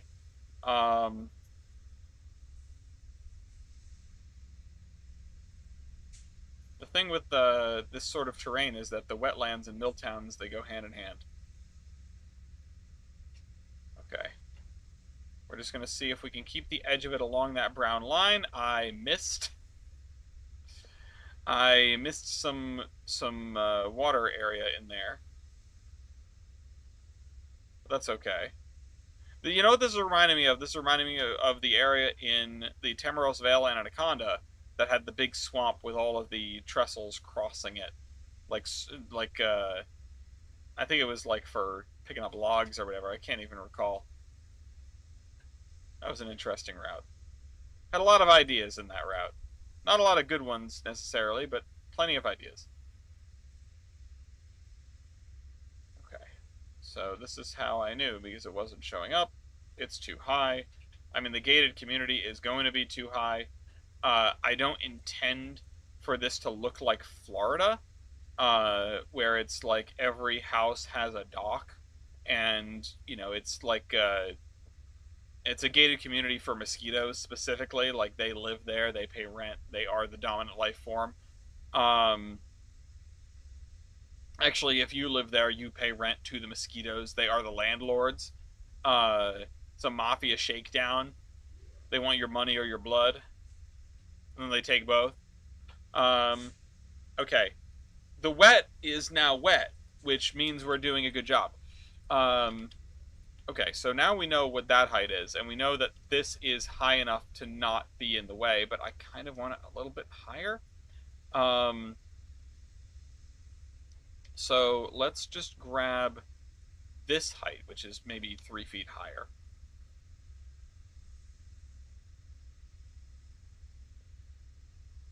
And I'll just come down the highway.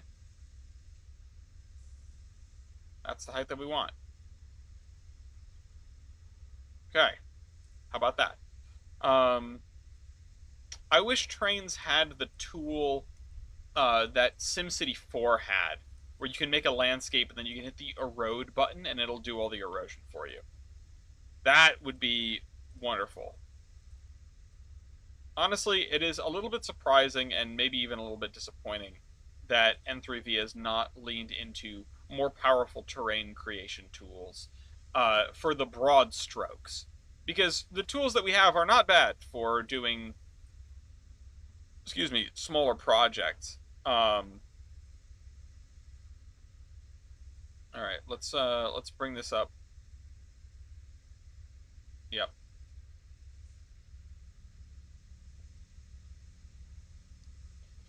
And then let's bring it back down. Just right along the edge. Come on. Yeah, there we go.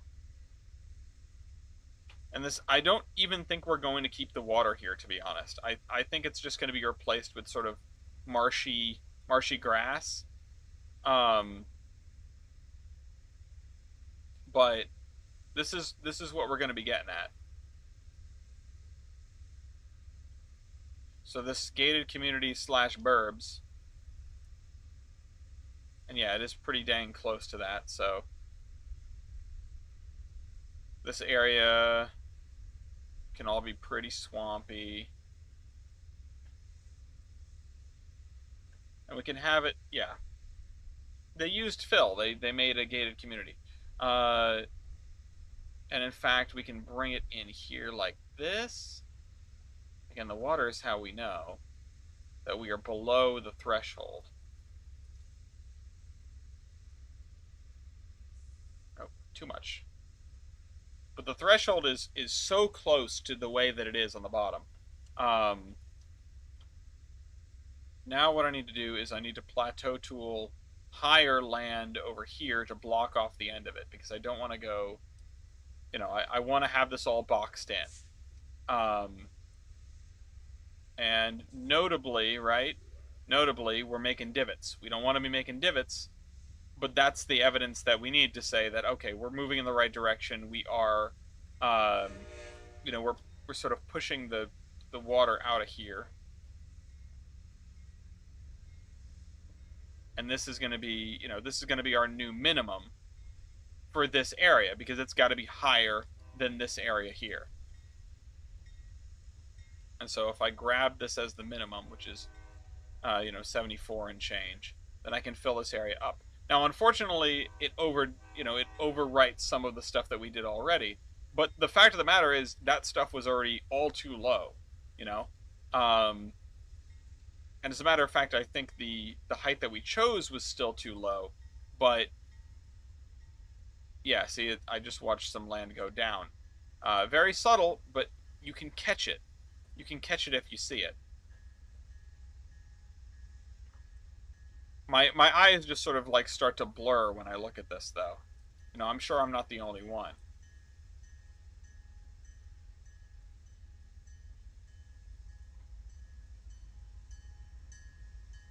But you know, you play it by feel a little bit, and you get something as a result that is imperfect, and ultimately that is fine. That is good even because your landscape is going to be imperfect. Now, of course, you don't want to leave any divots behind, any spots for lakes to form. You want everything to be flowing towards where you want it to be flowing. But, you know, it's going to be imperfect, and that's fine. It's going to be a little bit lumpy at the end of the day, and there's nothing wrong with being a little bit lumpy. We're all going to be a little bit lumpy someday. Some of us are a little bit lumpy already.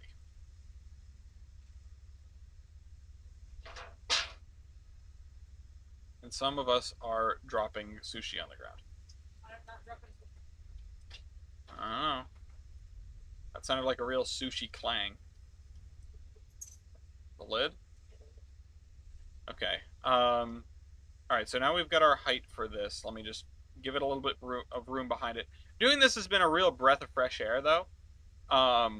It's sort of helping me put the limit on where the town is going to be, and sort of by proxy, how much work we're going to have to get done before we leave here. And of course, most of the work is not going to be in this area. This is going to be all hillside and swamp. It's going to be, you know, pretty overtaken by nature is not the right word because that implies that there was something here before. There was never anything here. Um, but we're going to have a little bit more tree work probably in this corner before it totally gives way to farms as we head in that direction, as we head to the southwest.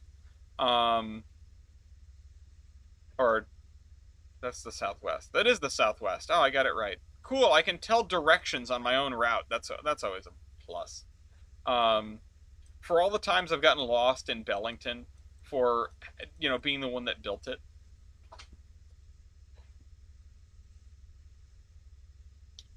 And let's see. I don't actually want this to look like this. I want this highway to be over here. I want it to be a much broader curve. Like so. All right. Yeah, like that. Because we're going to follow the highway and the river for a little while, and the river's probably going to peel away. Just saw Macho Man Hammy Sandwich go into the thing. I'm going to Railroader. Oh, there's double slip switches in the game. In Railroader, that just got added. Let's see. Take a drink.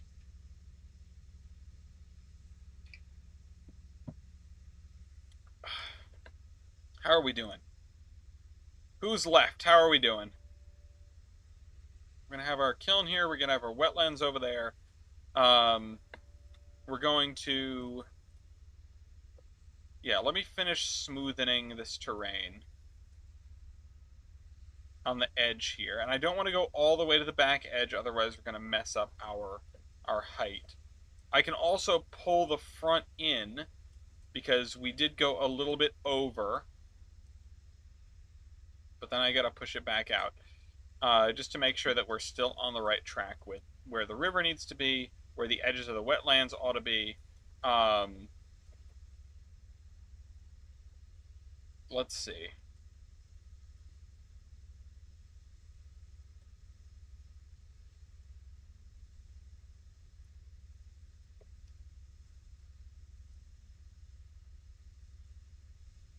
Right along here. There are so many other things on my mind, and like half of them are Railroader related. And the other half are those trading cards that are behind me now. We're gonna have to start getting those arranged into packs and then get that sorted up, get on the site, do a launch video for them. That's going to be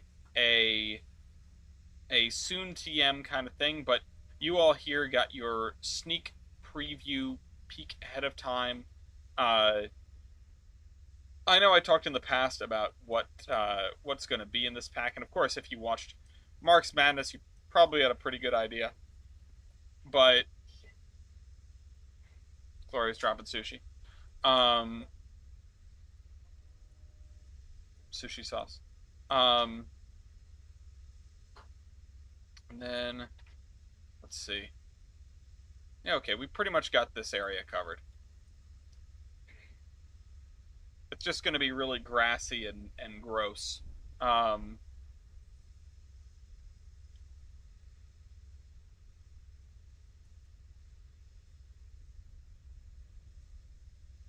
and then we're gonna have to height bump a little. We're gonna have to go. We're gonna have to go higher on this side. Um, in fact, I should probably draw another line for sort of a separation between these two watersheds, between the one for this river and the one for this river. Um, the way to do that is if we grab another 4M standard bump and we just draw in this direction. Um, and that's already too shallow, so let's see what we can do about that. Let's do a honestly, let's hit it with a 2%. That will be enough to define this area pretty clearly, I think. And if I do that, then we've got an idea of what the highest point here is. You okay? Huh? You just gasped. Yeah. Oh, jeez. I thought you were watching the pit. Oh my god! Sorry, I forgot about the show that they were uh, very excited to watch. It's okay. I forgot about Mossy Mug. We all forgetting today. Um,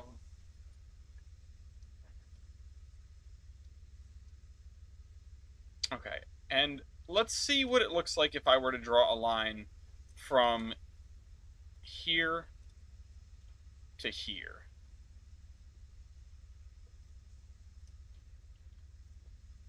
The reason I want to do this is because we know that that is the lowest point here. And if I do that, then we have our, okay, this is like the contour line sort of situation. And we can start plateauing our way up the mountain, you know, like this. Because this we know is here, and we know it's about there, and we can do. Nope. Let's see. Too high, too low, too medium. How low do I have to be? Oh, okay, it's right there. And if I draw a line between there and here, well, there we go. Now we have that contour line, basically. And we can do more with that, and we will do more with that, but that is our contour line.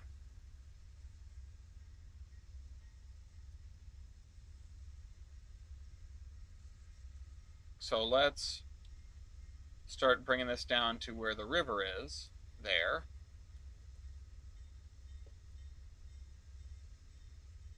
And we also, of course, need to then bring the actual land that we're working with down to where the river is.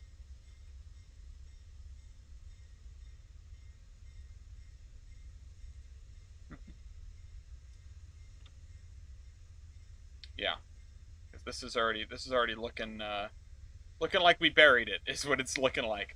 Um,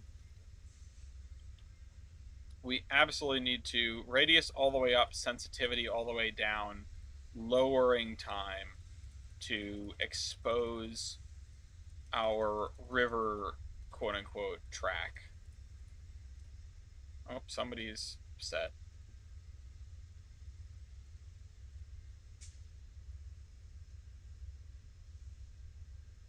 And I think, yeah, all right, yeah, look at that. Look at how much we got to dig that out. This whole area on the side.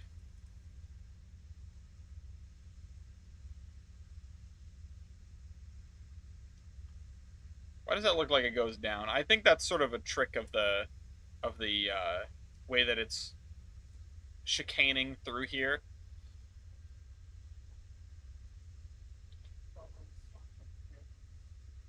Nice. But we're gonna, yeah, okay, we're gonna do that. And then that's like a nice flat area, honestly. This has come out all right. You just keep eliminating variables and smoothing and making decisions until you have something where you go, yeah, I think that's done. Uh, and there you go, it's done. Like this whole tile, this literally this entire tile.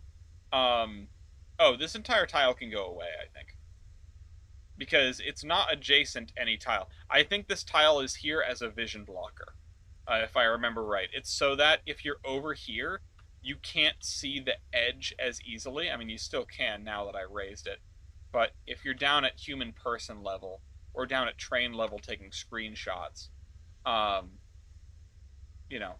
So look at the way all those trees look in the background. The lighting is not. Can I get an environment?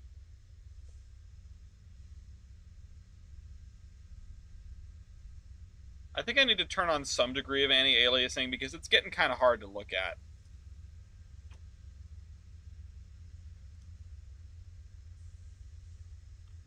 Maybe that's better though. Get a little bit of environmental fog, but then I can't see the contour the lines as easily. Oh, maybe I can actually. I feel like I'm seeing more now because the sun is not as bright. Can I see the sun? No, I guess not. Okay.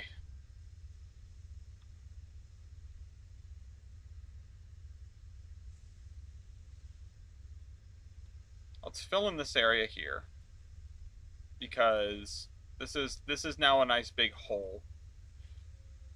We don't really want that. And, it's height bumping, so we'll fix it later. Um, and then plateau smoothing. You know, this track through here is probably going to end up being uh pretty. I don't know. There's going to be a lot of cutting going on, I feel like, through this stretch because it's already at 1%. Um, there just isn't a lot of opportunity to. Yeah, you do start seeing the yellow grid lines in your sleep. There's not a lot of opportunity to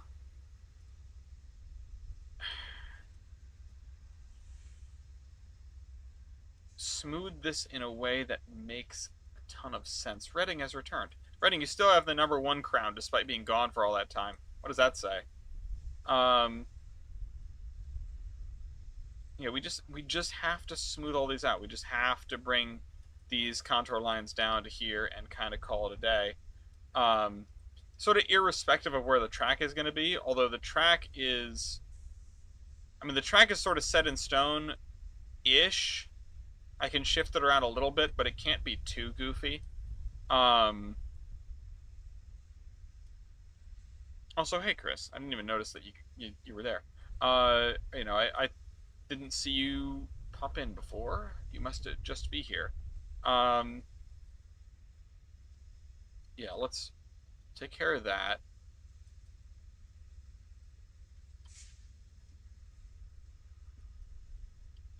That and I said a word that sounded like a swear word. What did I say? All right, let's try to smooth this down to the thing. Yeah, and yeah, I tend not to curse. There are words that I do a lot of avoiding of. Uh, Not really because like I'm worried about it, but because I'm saving them. Um, I'm saving them because I'll use them when it's really important, when I'm really needing to emphasize. I feel like if you spend your whole life dropping f bombs every left, right, and center, how do people really know when something's serious? And of course, tone of voice is one thing, but Some people, it's tough to tell. Okay, we're actually going to reduce the radius so that I can finish carving this out, because otherwise we are just making a massive divot.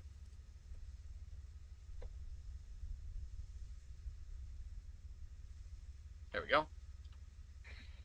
Um, Actually, I can't help but notice. No, this is yeah, okay, all right, we good. I think I used to curse a lot in older videos. I mean, I really never did. I'll give you a lot of damn it and crap and hell and uh, goddamn, but that really hasn't changed very much.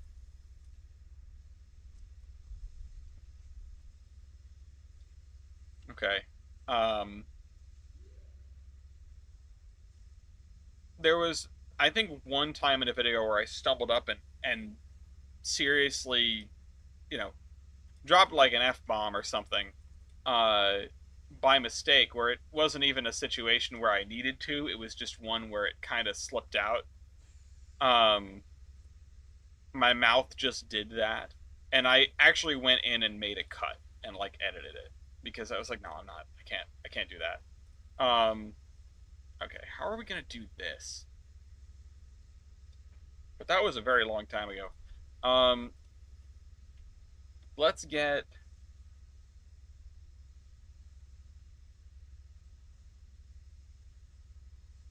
I mean, if you can find me dropping an F bomb, I'd be very impressed. Zombie Train episode 2. There's also some there is cursing in some of the stuff that I've written. And so if I've read that aloud, it has showed up. Uh, it has shown up. All right, 71.11. Oh, this is what we're going to do, okay? We're going to bring the river spline along here. And then we are going to lock it in place. Jesus. Okay, my throat is starting to give out on me.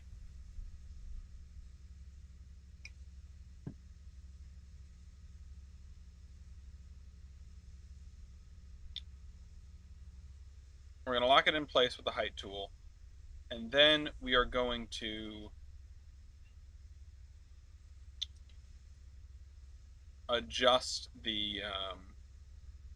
adjust the landscape around it.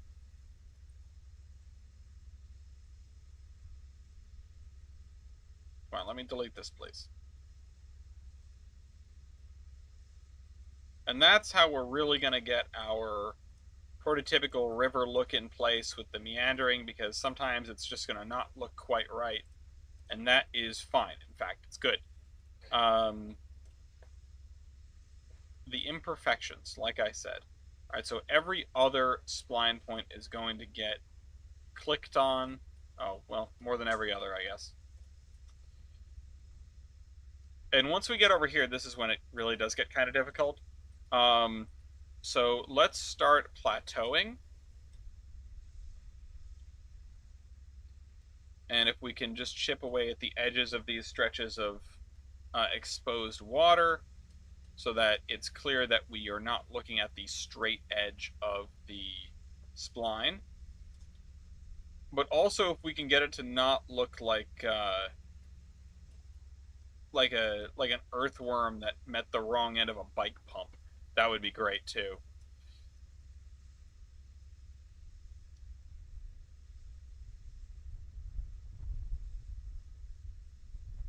Okay. Yeah, okay. I'm fine with this being I use the TB water splines. Yeah, I'm not super familiar with water splines. I was always somebody who shied away from them. I've found this one to be acceptable. Um, but yeah, you're right. It does not look much like the rest of the water. And it might be worth at some point going through and just doing a replace spline, without too much effort. For now, I'm just gonna stick with this though. It's not about the aesthetics; it's about the geography. I should go download that before I forget though. Let's just focus on getting the edge of this here. Off the top of your head, are they any wider or narrower than these? Than this, singular. Not these. There's only one of these. Um, it's about the Mets. Yep. Hit a home run, baby. My Red Sox aren't playing until tomorrow night at 8 o'clock. So what's funny is, I don't know what's winning the community playdate vote right now, but what's funny is if it's like a watch something, I'm going to have whatever that thing is, but also I'm going to have the Red Sox game on in the background. Um,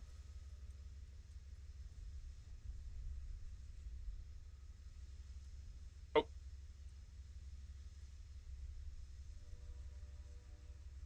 come on. Oh, come on. Okay.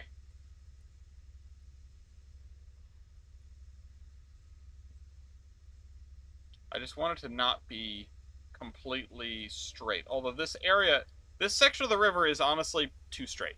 We're going to need to scoot it out of the way a little bit. Um, let's see. Let's bring it over here, because why not? And now we'll have to redo this area, but that's okay.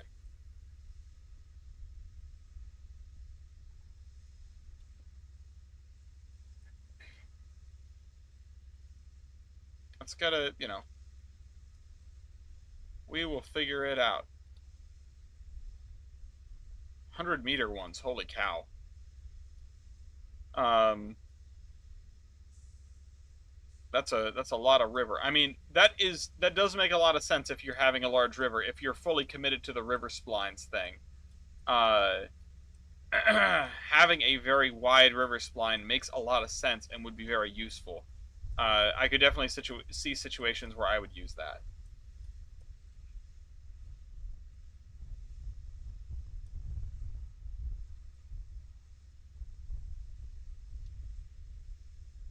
Okay.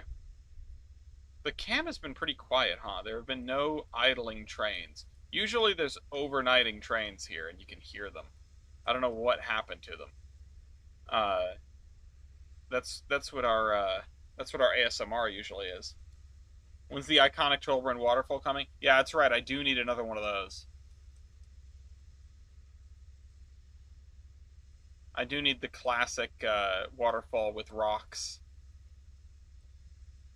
How many times have I used that in here? Honestly, I think it's only once or twice that I've used that on the map. It's not super often. I used to rely on it a lot more. I used to lean on it pretty heavily. Um, yep, I hear you, Venkman. Your life is very hard. And you're very hungry. This is the edge of the spline, isn't it? Yes, it is. And I think I feel like I need a wider spline than this.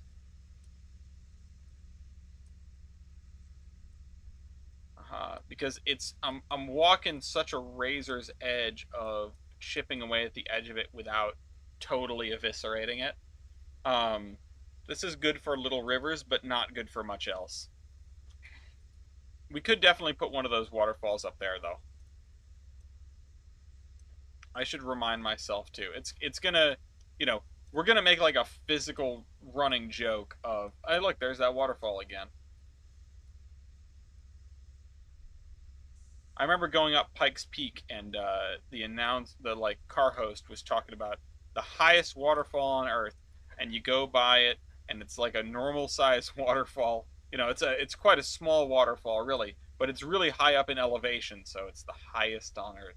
At least that was the joke. I don't know if it's true. I think the whether it's true or not is beside the point.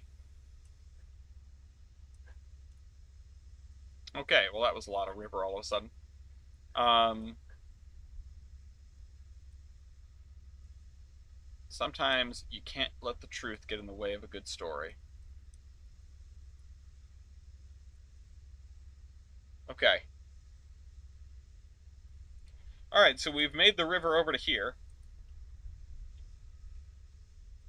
And the thing is, we do all this work to create this terrain, which is supposedly kind of realistic.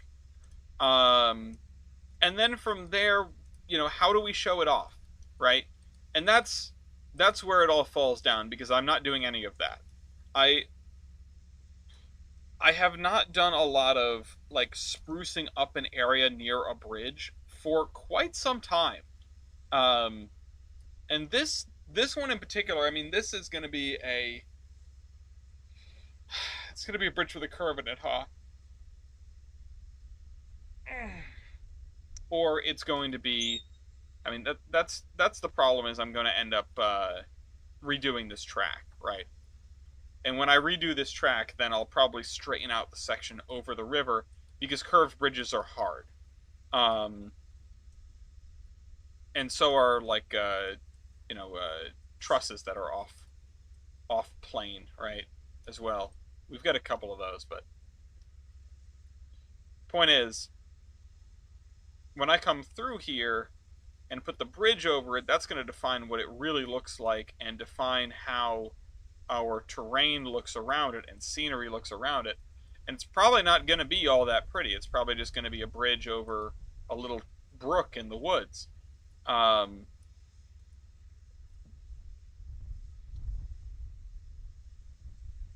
but, there we go. Where is that waterfall anyway?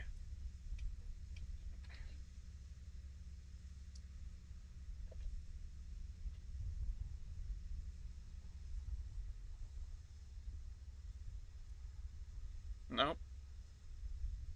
Waterfall sample.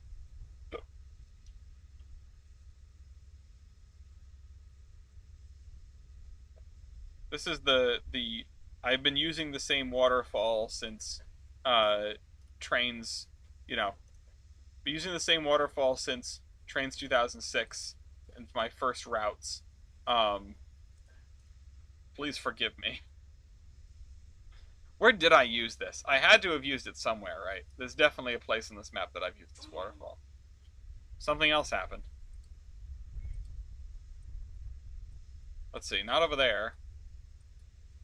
Let's see. It's got to be on one of these rivers up here, right? Like this one. I bet it's up here. No, I used the little waterfall. This river is really nice. Um, I've always been quite happy with the area around Bristol Curve. It's not great, but it's good.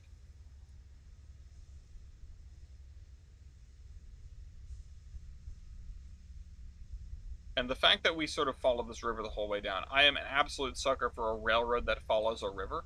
And we're going to have a lot of that because that's pretty realistic. Let's see, do we have it here?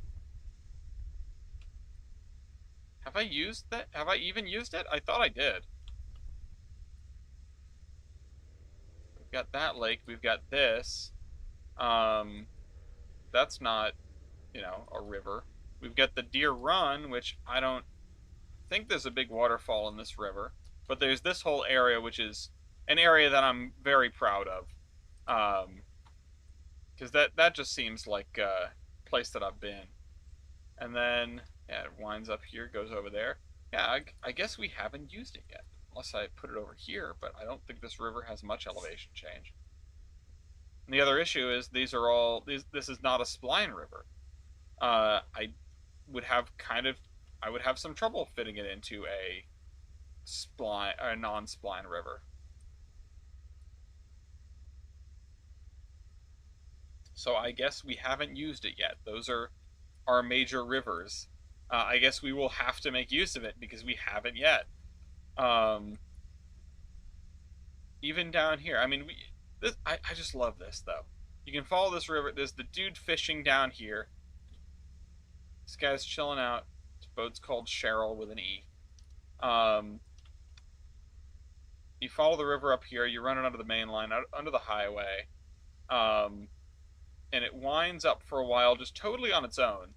And then you have this road over here, which, this is there are no infill tiles in here. Everything is close enough to the tracks, but it does not seem like it. Oh, I missed a spot.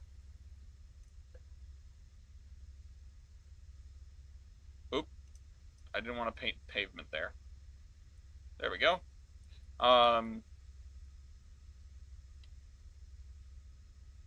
And it just meanders its way up this way, and eventually we're joined by the railroad, by the Volga Mountains, which has got the obnoxiously wide right of way because trains. But that curves around here and goes over the river and then follows the river, and then you get up here and it goes over the river again, and you get up here and it goes over the river again. 3 different kinds of bridges, and then you get up here to the lake. Oh, well, hey, would you look at that? The train I was using. Problem is with the lighting, it just all seems so blown out. I need to like turn the brightness down. That's what I need to do. Or turn the I need to turn the contrast down. That's what I need to do. Settings, video settings. Yeah, there's no post-processing. I can't just turn the contrast down. That's what I would like to do. And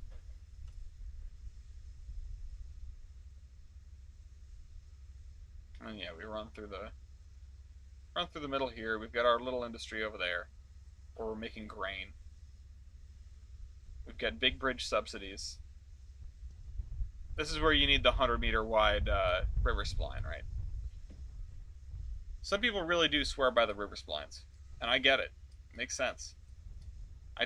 I like messing with the old water. The thing is, I'm someone who's not really using splines that heavily aside from the little rivers, and I'm also not using the new water. So at some point I feel like I'm gonna be pushed out, right? There's gonna be a point where I can no longer do the thing that I do. How long are we gonna have the old water for if they're pushing the Surveyor 2.0 water? Is it going to be able to be changed over? Will there be a tool? No, there's not going to be anything that easy. But we got the burbs over here, so we got that going for us. I'm going to delete this terrain track, I think, because this sort of... No, I'm going to leave it there for now. Actually, let me look at something. Yeah, okay. Okay, yeah, because this area is pretty flat. It's pretty flat. And we'll just have to get this up, up over here. Now, the other thing is actually, and let me undo that, right? Okay, never mind. I guess it really didn't change much at all. I want a very, very subtle rise here. Very subtle. We're talking, just like one touch of this. Yeah, it's one touch. Just one touch. Well, I guess I can do my victory dance for free one time. So let's bring this over here. Yeah, and I think just inside these roads, I just want there to be a little bit of a rise so that you've got some intrigue when you get over this hill here. Or, when you're going through this area. I want to fill it in the middle, and I can tell that I just dropped it a little bit. Yes, Vankman, I hear you.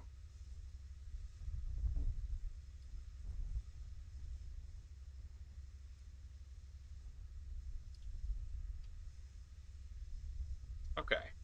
Okay. All right. I think that'll wrap things up for today. I'm going to do one more thing, though, which is I'm going to remove the gradient from here and here so that I know that this is an over-the-top sort of area and not to build a cut. I don't want to build a cut through here. I want to put a spline point on the top of the hill, and then we'll go from there. All right. Hope you guys enjoyed. I will see you next week. This is the Admiral, signing off.